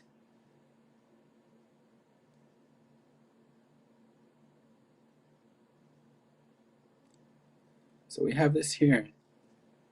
So instead of having, a normal stationary picture, kind of get them to think about the word. So before showing the vocabulary, you can have them kind of guess, what is it? So this one here, do homework. Do homework. And then kind of ask the class, I always, whenever I'm presenting this, class, do you like homework? I like homework. I like giving homework. And then, the students will groan and kind of not react well to it. And then we go next. So then we can guess, what is this? This is here, this is eat dinner. Okay. So this is providing the input, and I talked about background knowledge being kind of in the beginning, but you can kind of sprinkle that across the lesson when appropriate. So when you're going through the vocabulary words like this, you can ask those kinds of questions to kind of start and get the students to think about what they already know. So with eat dinner, it's like, what did you eat for dinner? What's your dinner going to be tonight? What do you want for dinner? Okay, so then they, what they know. This could be an extra, teaching moment that you can let the students know what a certain word in their language is in English. So yeah, I tried to get a lot of students to do it that way. It's a good way to get your lessons personalized as well. That's kind of another note on teaching, that when things become more personalized for the students, when it's more meaningful to them, they're more likely to remember it, right? So if they see the food in this one, it's like, what's that? It's a turkey. So, I like turkey. I'll remember turkey. So a lot of my students, they would remember very, words that weren't necessarily in the vocabulary list, just because it was more of a word that they were going to use themselves, when they're speaking English. Okay, we'll go next. So we can just go through it. So then we have here, what is it? Read a book. Okay. Next. And this one here, have a snack. Then you can also teach have a snack, eat a snack, kind of same definition, means the same thing. Okay. Next. Then here, watch TV. Okay, watch TV. Talk about what TV shows do you like and all that. Yeah, being from Korea, the Squid Game has become very, very popular around the world. Okay, so I'm not sure if everyone has seen that, but yeah, that's a popular TV show going around. Okay, next. And then the last one here, go to bed. Okay, go to bed. And then you can ask, what time do you go to bed and all that. Okay. All right, and then next. So with the reflect on class, like I kind of mentioned before, these are the kind of questions that I like to think about. What worked, what didn't work, what will I do differently? Those are kind of the three main things, especially with an online lesson. Because we've already been through the pandemic for about a year now, over a year. And I'm sure from when your online classes started until now, probably are a lot different, right? Probably utilizing a lot more resources and using different activities that you've learned from conferences like this. That hopefully I give you some ideas in a little bit for some activities that you can use, right? So let's go next. So let's go into some of these activities and games for you guys. So next, so the first one we have is called Boggle, right? So with Boggle, what you'll do is you'll show the students various letters. So you can have duplicate letters, of course, and they have to think of words they can make with those letters. And they can either, you can give them a time limit. So, how many words can you do in 2 minutes? How many words can you do in 3 minutes? And then you can give a bonus. What is the longest word that a group can make? So you can, again, you can do them individually, and you can do it in a group, right? And there are websites online. If you Google search Boggle, there are a few websites that you can find that kind of automates it. The kind of official rule, if we go next, I'm not sure if I included my thing. Okay, so we'll pause 1 second for that. Can we go back really quick? Okay, yeah, right here. So with Boggle, the official rule is kind of using the letters that are kind of next to each other, that are bordering each other. But that might be too difficult for the students, so usually just allow, look at the letters and these make words with these, right? So that is Boggle. All right, let's go next. So 20 questions, okay? So 20 questions here, good speaking activity that you can do with your students, especially if you're focusing on this grammar target, okay? Does it have, do you have, these kinds of questions. So as a teacher, you can pick, let's go next, make sure I might have the instructions there for everybody. One more, there we go. So you can get the students in pairs, you can put them in groups, then you pick either character, animal, noun, anything. So you pick a target, and you get the students to ask you the questions, right?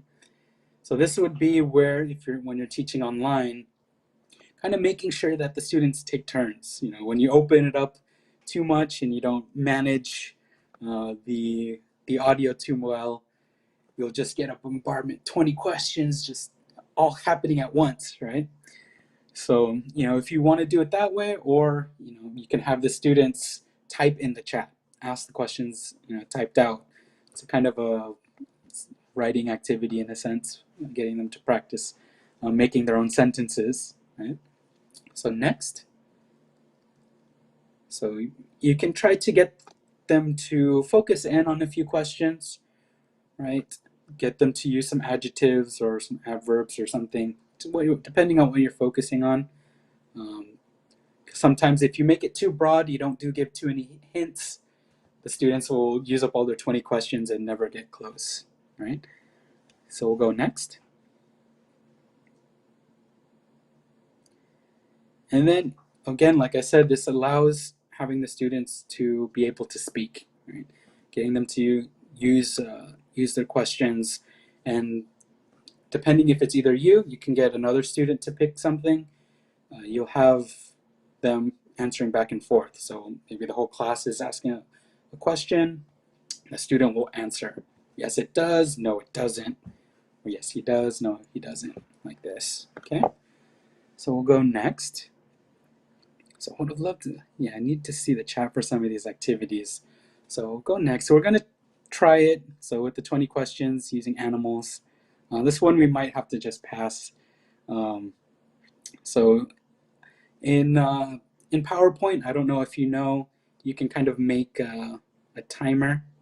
So if we hit next, So it would give you can give a certain amount of time to ask questions, and then can have them guess. So this one here, we have elephant, right? So you could have asked me different questions. Does it run? Yes. And does it stampedes? Does it have a long nose? You can kind of steer them into the types of questions you want them to ask, depending on the level of your students, right? So this is one way you can get them to speak. If you're worried about if you have very large classes, this is where using the breakout rooms would be very optimal, right? So, and especially if you want to get every student to have a turn. So if you put them in breakout rooms, groups of 4 and 5, and then pick a student to go first, the other students are asking the questions. The students asking the questions when in groups can kind of come up with a question altogether, right? So they can all decide, okay, this will be our first question. This will be our second question, okay? So that's 20 questions. So that's an activity that kind of a speaking and listening activity you can do with the students. So we'll go next.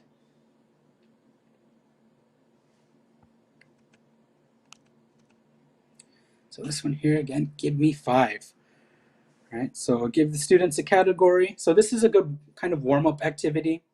Low maintenance, you don't have to prepare too much. This is something, if you're just sitting with your students at the beginning of class, you can just have them do this activity, right? So give students a category. You can, again, do it in groups. You can do it individually. You can do different variations like I wrote here. You can have each group write down 5 things and then reward points. So if there's certain words that only one group wrote, that would be a point to that group, right? So yeah, if you do it individually, for a student to raise their hand or whatnot and say they're 5, we'll be able to answer. Okay? So give me 5. So yeah, hopefully if you're writing in chat, so we can do this activity. So I'm going to give you a category, and then I'll think of my 5, and then give you a little bit of time to write in the chat and give me your 5 and see how many we might have of the same category, right? So I'll give the category of European countries. Okay, so think of 5 European countries. So I'll give about like a minute, although I can't see it. I'll give you guys like a minute to think about it. If you're not writing in chat, just think of it in your head. Just imagining I'm talking to you face to face, and we're kind of playing a telepathy game, like a memory game here. And I'm going to think of my 5, right?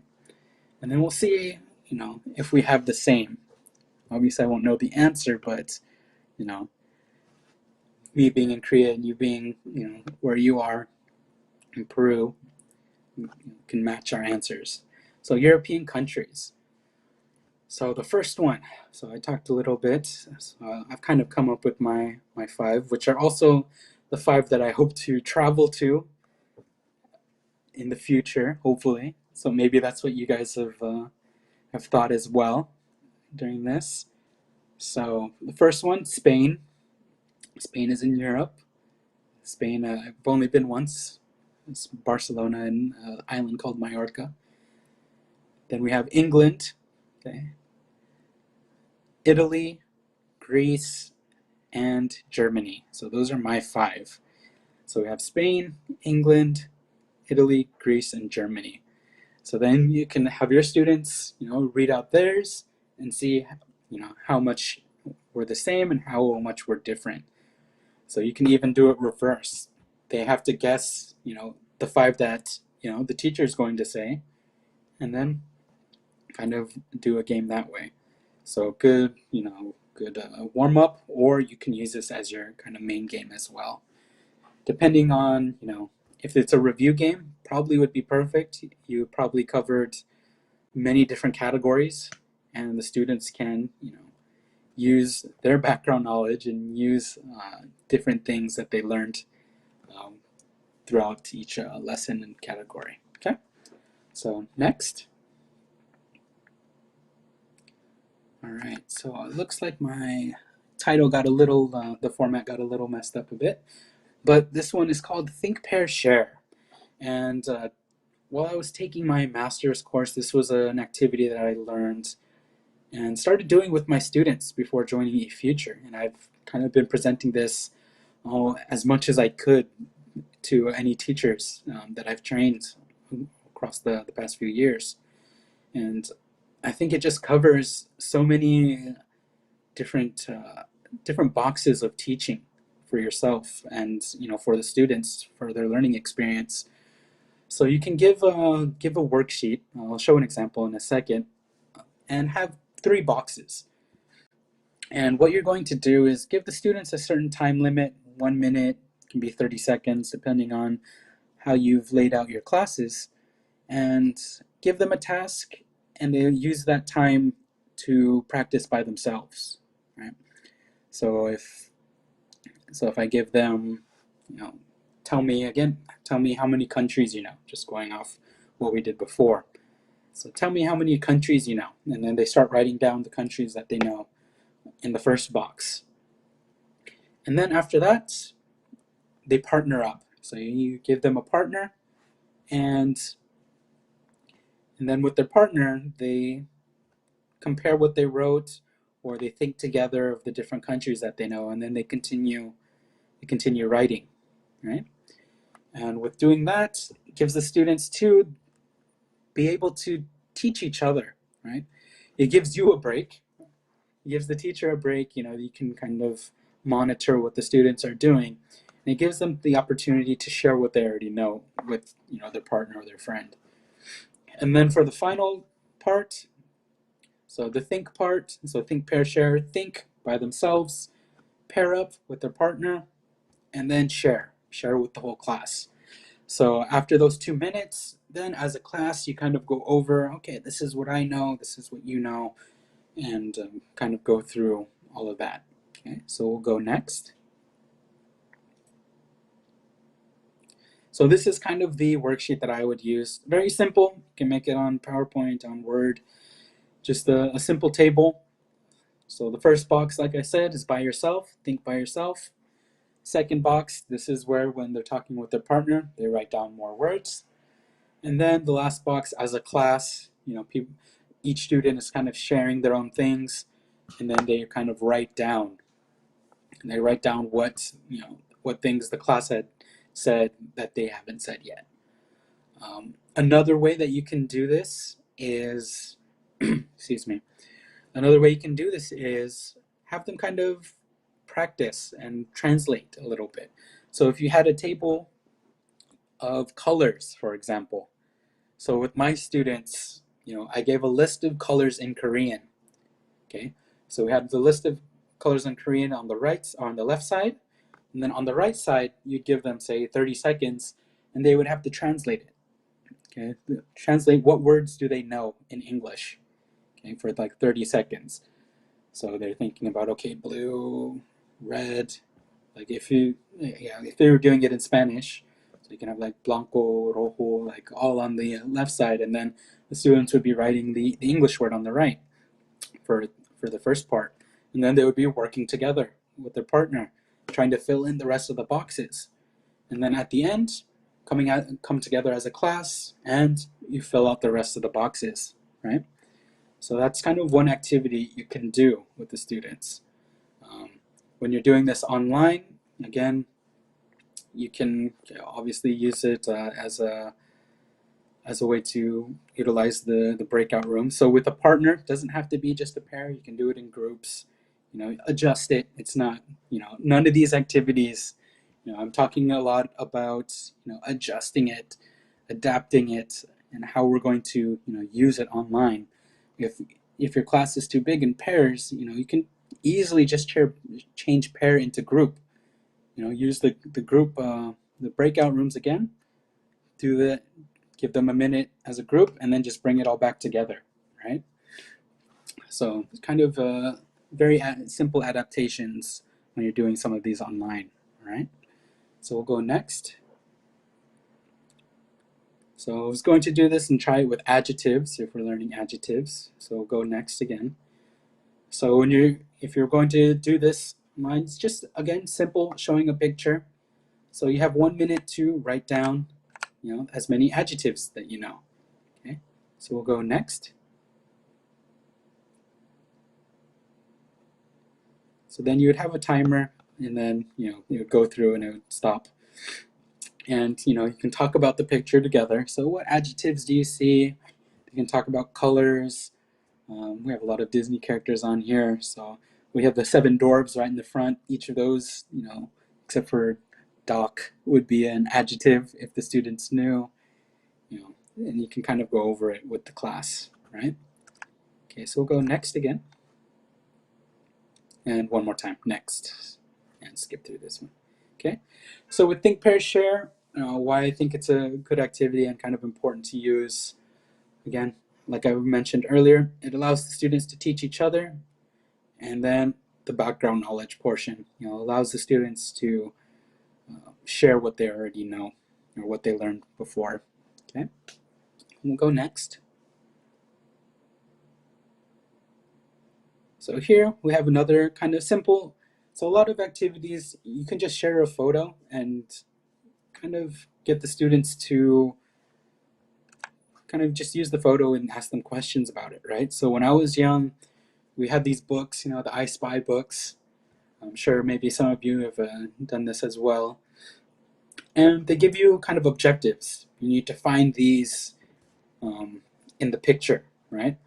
So you can do that, or if it's very simple, kind of spread out like this, just ask them questions, right?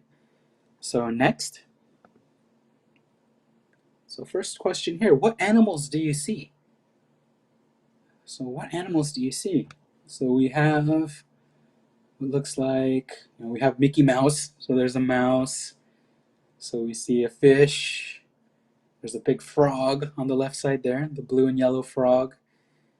Maybe a butterfly, the pink butterfly on the right. A monkey up on the top. Ladybug. And then see if the students, if the student actually says, so if you see in the upper right, there's a stegosaurus, there's a dinosaur. So if a student said stegosaurus in class, where did you learn that? How did you know that? Yeah. And there's a bear on the right, lower right side. So that would be the first one. Then the next question. So next.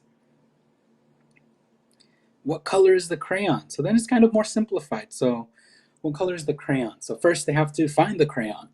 So where is the crayon? Oh, it's right here. It's right there on the lower right. And then what color is it? Oh, it's purple. Okay, very good. And then the next question, next.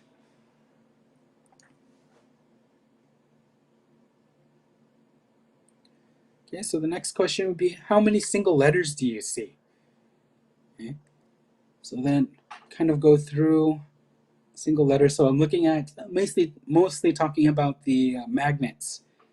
So you can see the B, you can see the E, the T, and then N. There's an R, there's a V. So you can kind of go through each of those. And then next, the last one would be, how many 5s do you see? So you can go around and count how many 5s they see in the picture. If you have some time to look through it, there's a bit of smaller ones. You can be creative as well. There's a 5 dice as well. The 5, it doesn't say the number 5, but it has the 5 dots on it, so they can count through it. So 1, 2, 3, 4, 5, 6, 7. I think there is about 7.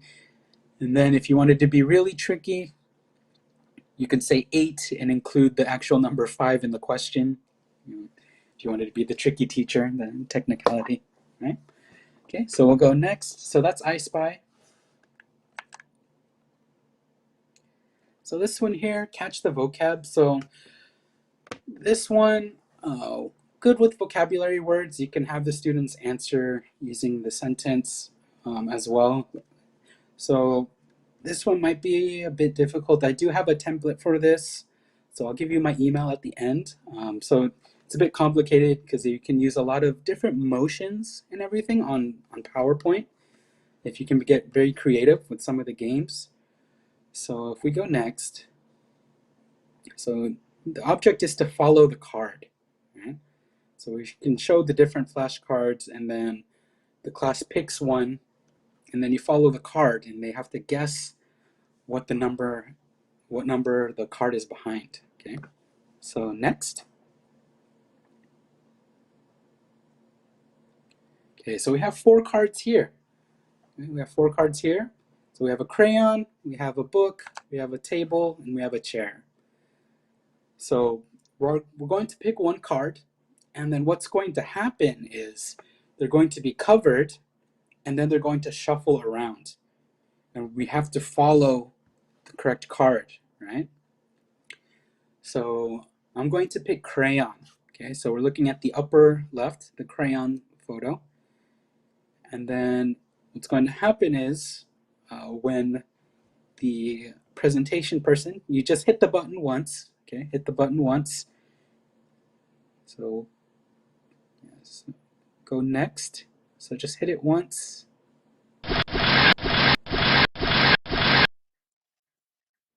Now obviously if there's a little bit of lag, it's kind of hard to follow it. But covers up and it shuffles around, right? Shuffles around. So you have to, where is the correct card? So obviously, if you do it the first time, the students might be surprised they couldn't see it. Oh, teacher, I didn't know it was going to do that. Maybe some of you didn't expect it to be like that either. So it's like, okay, that's a warm-up. Okay, let's do it one more time. We'll go one more time. And then you run it again, right? So if can the presentation person, are you able to click on each card? Is that possible? So click on the star. So there we go. Yeah, so you can click, you can see number 1. Oh, number 1's the chair. And then can you click number 2?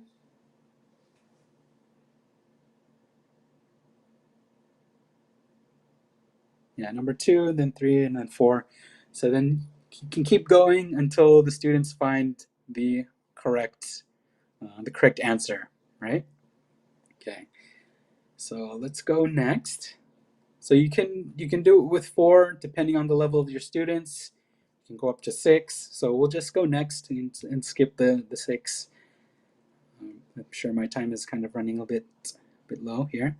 So go next. So depending on the difficulty, you can follow the cards around doing it that way, and then have the students guess. If you'd like a template power presentation, you can email me. I'll show it at the end, and I can be able to share that with you. Okay, and we'll go next. All right. So this one here, if we want to practice a bit of reading, right? So say you have lower level students, or even if you're teaching secondary or upper level, you can still do this activity with them, just wanting to get them to practice reading. So you can make this kind of worksheet here, as you can see. So this one's a speed reading fluency. You give them this, give this prompt for them to read, and time them. So here I giving you 20 seconds. So this is a few lines from one of our eFuture readers, and see how many words they can read within a certain amount of time, right? So if we go next,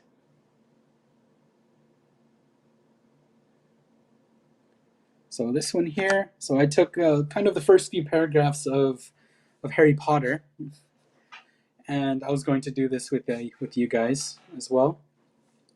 So just giving you 20 seconds, 30 seconds, and see how many words you can read in that amount of time.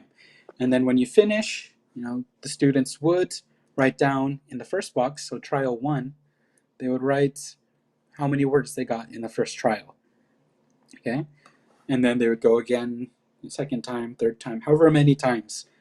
And most likely they're not thinking about, I'm practicing, reading and speaking and all that, my fluency practice. They're more focused on, I need to beat my score, right? So with all the students that enjoy playing video games, like, oh, my high score is this, I want to beat it. This kind of gamifies a bit of an activity for them.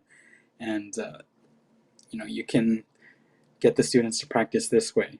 And then you can do the opposite. So I did write in the box time and so you can do the opposite. How long does it take them to read the whole thing? And then they time themselves.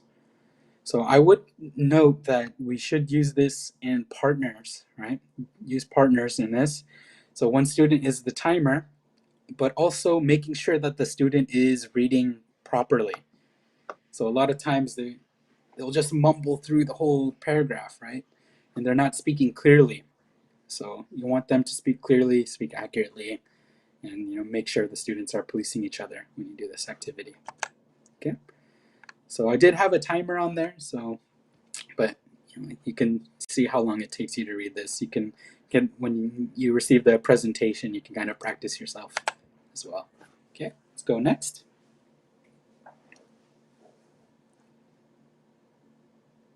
So next again. So to the next slide, here we go. So this one here is called reading feelings. So then this is just kind of, when you read passages from books or from the stories in class, you kind of read them in the same tone, right? So what you can do is you can assign a feeling card. And so can I go next again? And next again. Yeah, keep going until it shows all. Okay. So keep going, next. So identify the feelings, give the students a card, and then the students have to guess, right? They have to guess what feeling the student is reading in or you are reading in, okay? And then next slide. Yeah, good. And next. I think there we go. Yeah, so if we're using, for example, this, the story in Let's Smile, one of our course books. So if you have the story here, or if you're using the song on the page on the right, or, the read and say, so the conversation practice. So next. So you have all these, feeling cards. So you can have the students, try to read it in a way that they feel sick, or they're feeling determined or surprised. You can just choose any feelings, and then you can kind of put all the cards together, and then they have to randomly pick them, right? So next. And then how can you adapt this for group work or for different levels, right? For different levels, make the feelings easier. So sometimes, they don't know all these different feelings or what they mean. So you can try to teach it for them, or whatnot. And then if you want to do this in groups, again, online, there's a lot of, if I were to think about it for doing online, if you're using the breakout rooms and doing it in groups, there are kind of random selectors that you can use. There's plenty online that you can use, and bring the students that going first into one breakout room specific for them, and then put them back into their groups and have them do it that way. Okay. Next. Okay, for TPR reading. So the TPR is total physical response. Obviously, if the students have their cameras, then you can be able to see how they're doing it. You got to make sure that they have the space around them, of course, and whether or not their microphones reach, because they will be doing some actions and reading at the same time. So next. So if we're taking this passage here from one of our reading books, so next again. And next. Yeah, so we're going to take this passage here, and then next slide, next. So we have these here. So you can see I have symbols on the right side. So we have a circle for clap, triangle for jump, square for spin. So these were kind of the defaults that I used. I had kind of more symbols with my students when I did this, just because, you know, in a classroom they have more space, and, you know, or they have space, actually. They might have more space at home as well. So if we go next, so the first round you would have them read, you know, you'd have them read the text normally. And then next. Yep, so then they would you could start adding in some shapes on certain words. So now when they read, it's hi, how, and then they clap. Is the weather? It's rainy, and then today they would jump. Okay, and they would go through and read it all that way. And then next. So that would be like the level 2, and then we go level 3. So now they have to jump and clap at the same time. So adding degrees of difficulty to the reading, right? And then next. And then, you know, we have it here, so a lot more difficult, and the students can get more wild. So the ways you can play this, again, probably just have all the students trying it at the same time, and then, you know, practicing their reading. Okay. All right, and next. So I have another activity here for listening. So listen and draw. Very good for prepositions. You just basically make up a story. You can just say anything off the top, or you can write it out beforehand, before class, and then just tell the students a story. And what the students have to do, they'll have a sheet of paper, or, you know, if they have like a drawing utility that they can use on the computer, and they'll draw what you are telling them. So they're practicing their listening skills. Okay. So if we were together, I would have given you guys all a piece of paper, and then I would have read my story. So if we go next. So I would read my story to you, and then we would see, you know, the different drawings that each of you would have made. So as I walk towards my house, I look at the beautiful view in front of me. So kind of setting the scene. This is what I see. In the middle, there's a big house. So then the students would draw, you know, what they imagine would be a big house. And the house has 1 door and 3 windows. And then they would place the door and windows. On the roof, there is a chimney. So maybe they might not know what chimney is, right? But if, you know, in my lesson, if I was going to use this word, of course, I would teach it beforehand. Because if you use the word and they don't know what it is, it puts them at a disadvantage, right? This is my dream home.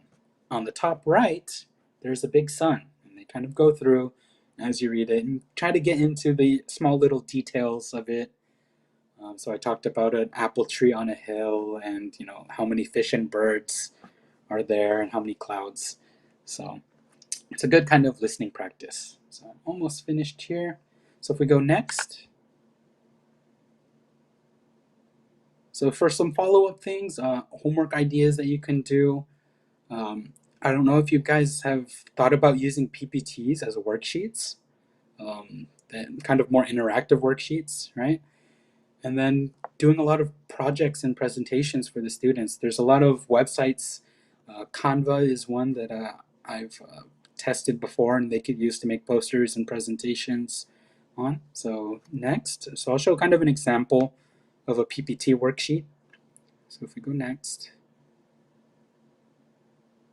So lesson 14. So this is at lunch. The title is at lunch, so class worksheet. And then next. So what you do is you make this PowerPoint presentation. So this is, you know, what the students have learned.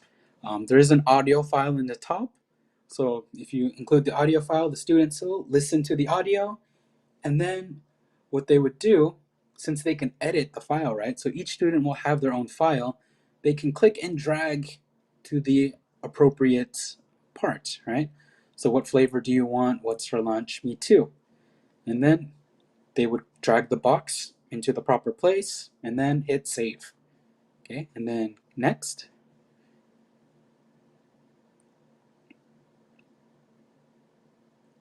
So the next one here. So again, listen to the audio and put the picture in the correct box. So I think we're looking at different food. So they would listen, oh, number 1 is this food. Number 2 is this food. So they would take the picture and then they would drag it into that box and then save. So these are some examples that you can do for worksheets. And then next.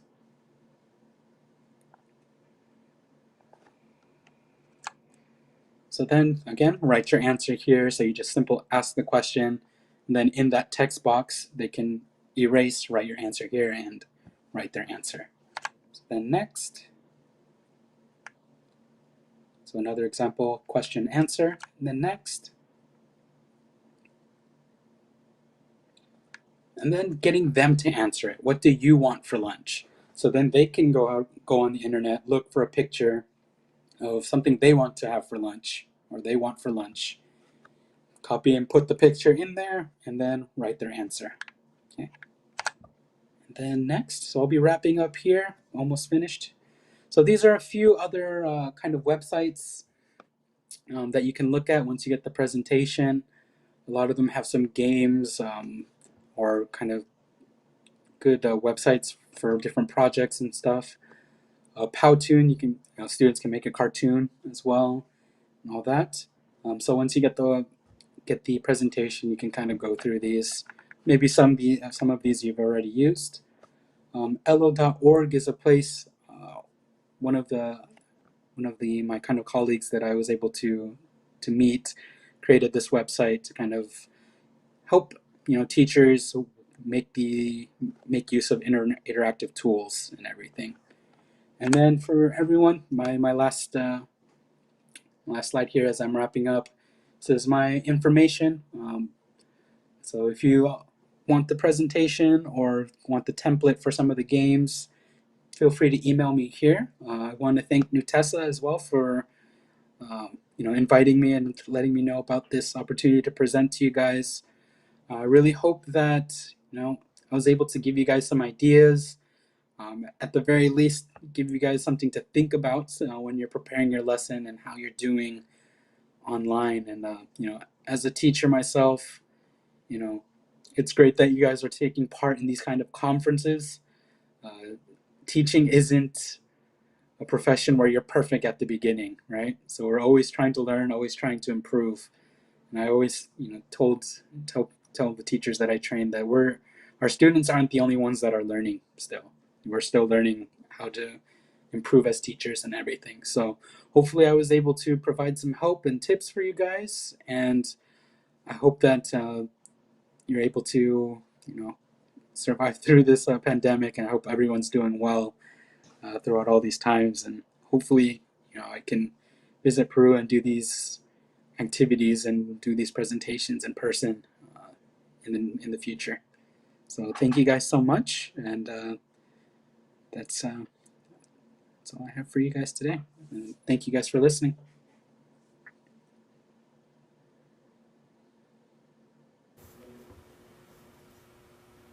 Thanks for the great contribution, dear Gary. Now, I'd like to invite Carlos Ramos, who is Códice's General Manager, to give the closing words. So, come in, please, dear Carlos. Thanks, Giselle. So we came to the end of the first day of Tercer Encuentro. Sorry for the delay, but these things are sometimes expected in virtual environments. Anyway, we hope you enjoyed it and learned about new teaching techniques in times of pandemic. The fourth confinement after the start of the pandemic led us to a major change regarding the way of approaching our classes. Digital tools such as Zoom, Google Meet, Teams, and others that many of us did not know existed, or we limited their use to eventual meeting with friends, and in some cases to work meetings, became of daily use and are now necessary and in many cases essential to interact with our students.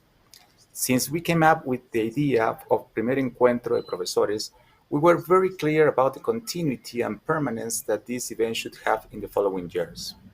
Fortunately, we kept our initial commitment, and after a successful first face-to-face event with more than 200 participants, we have continued with it.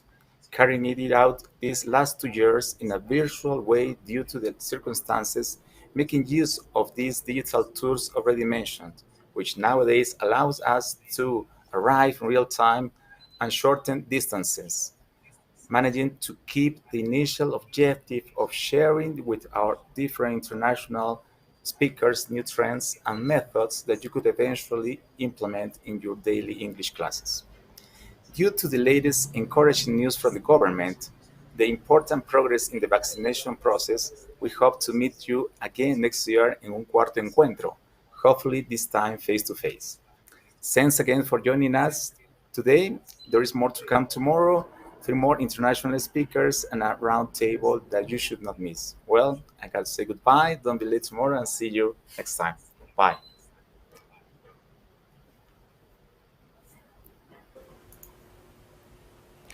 Thanks to our speakers and participants who have accompanied us on the first day of Tercer Encuentro Internacional de Profesores de Inglés.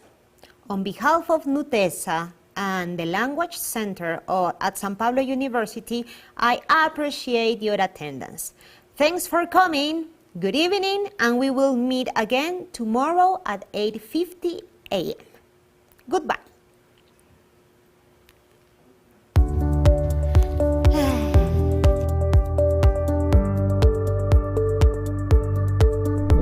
Mi nombre es Juan Carlos Miranda, soy jefe del Centro de Idiomas. Somos una institución que tiene 22 años de vida.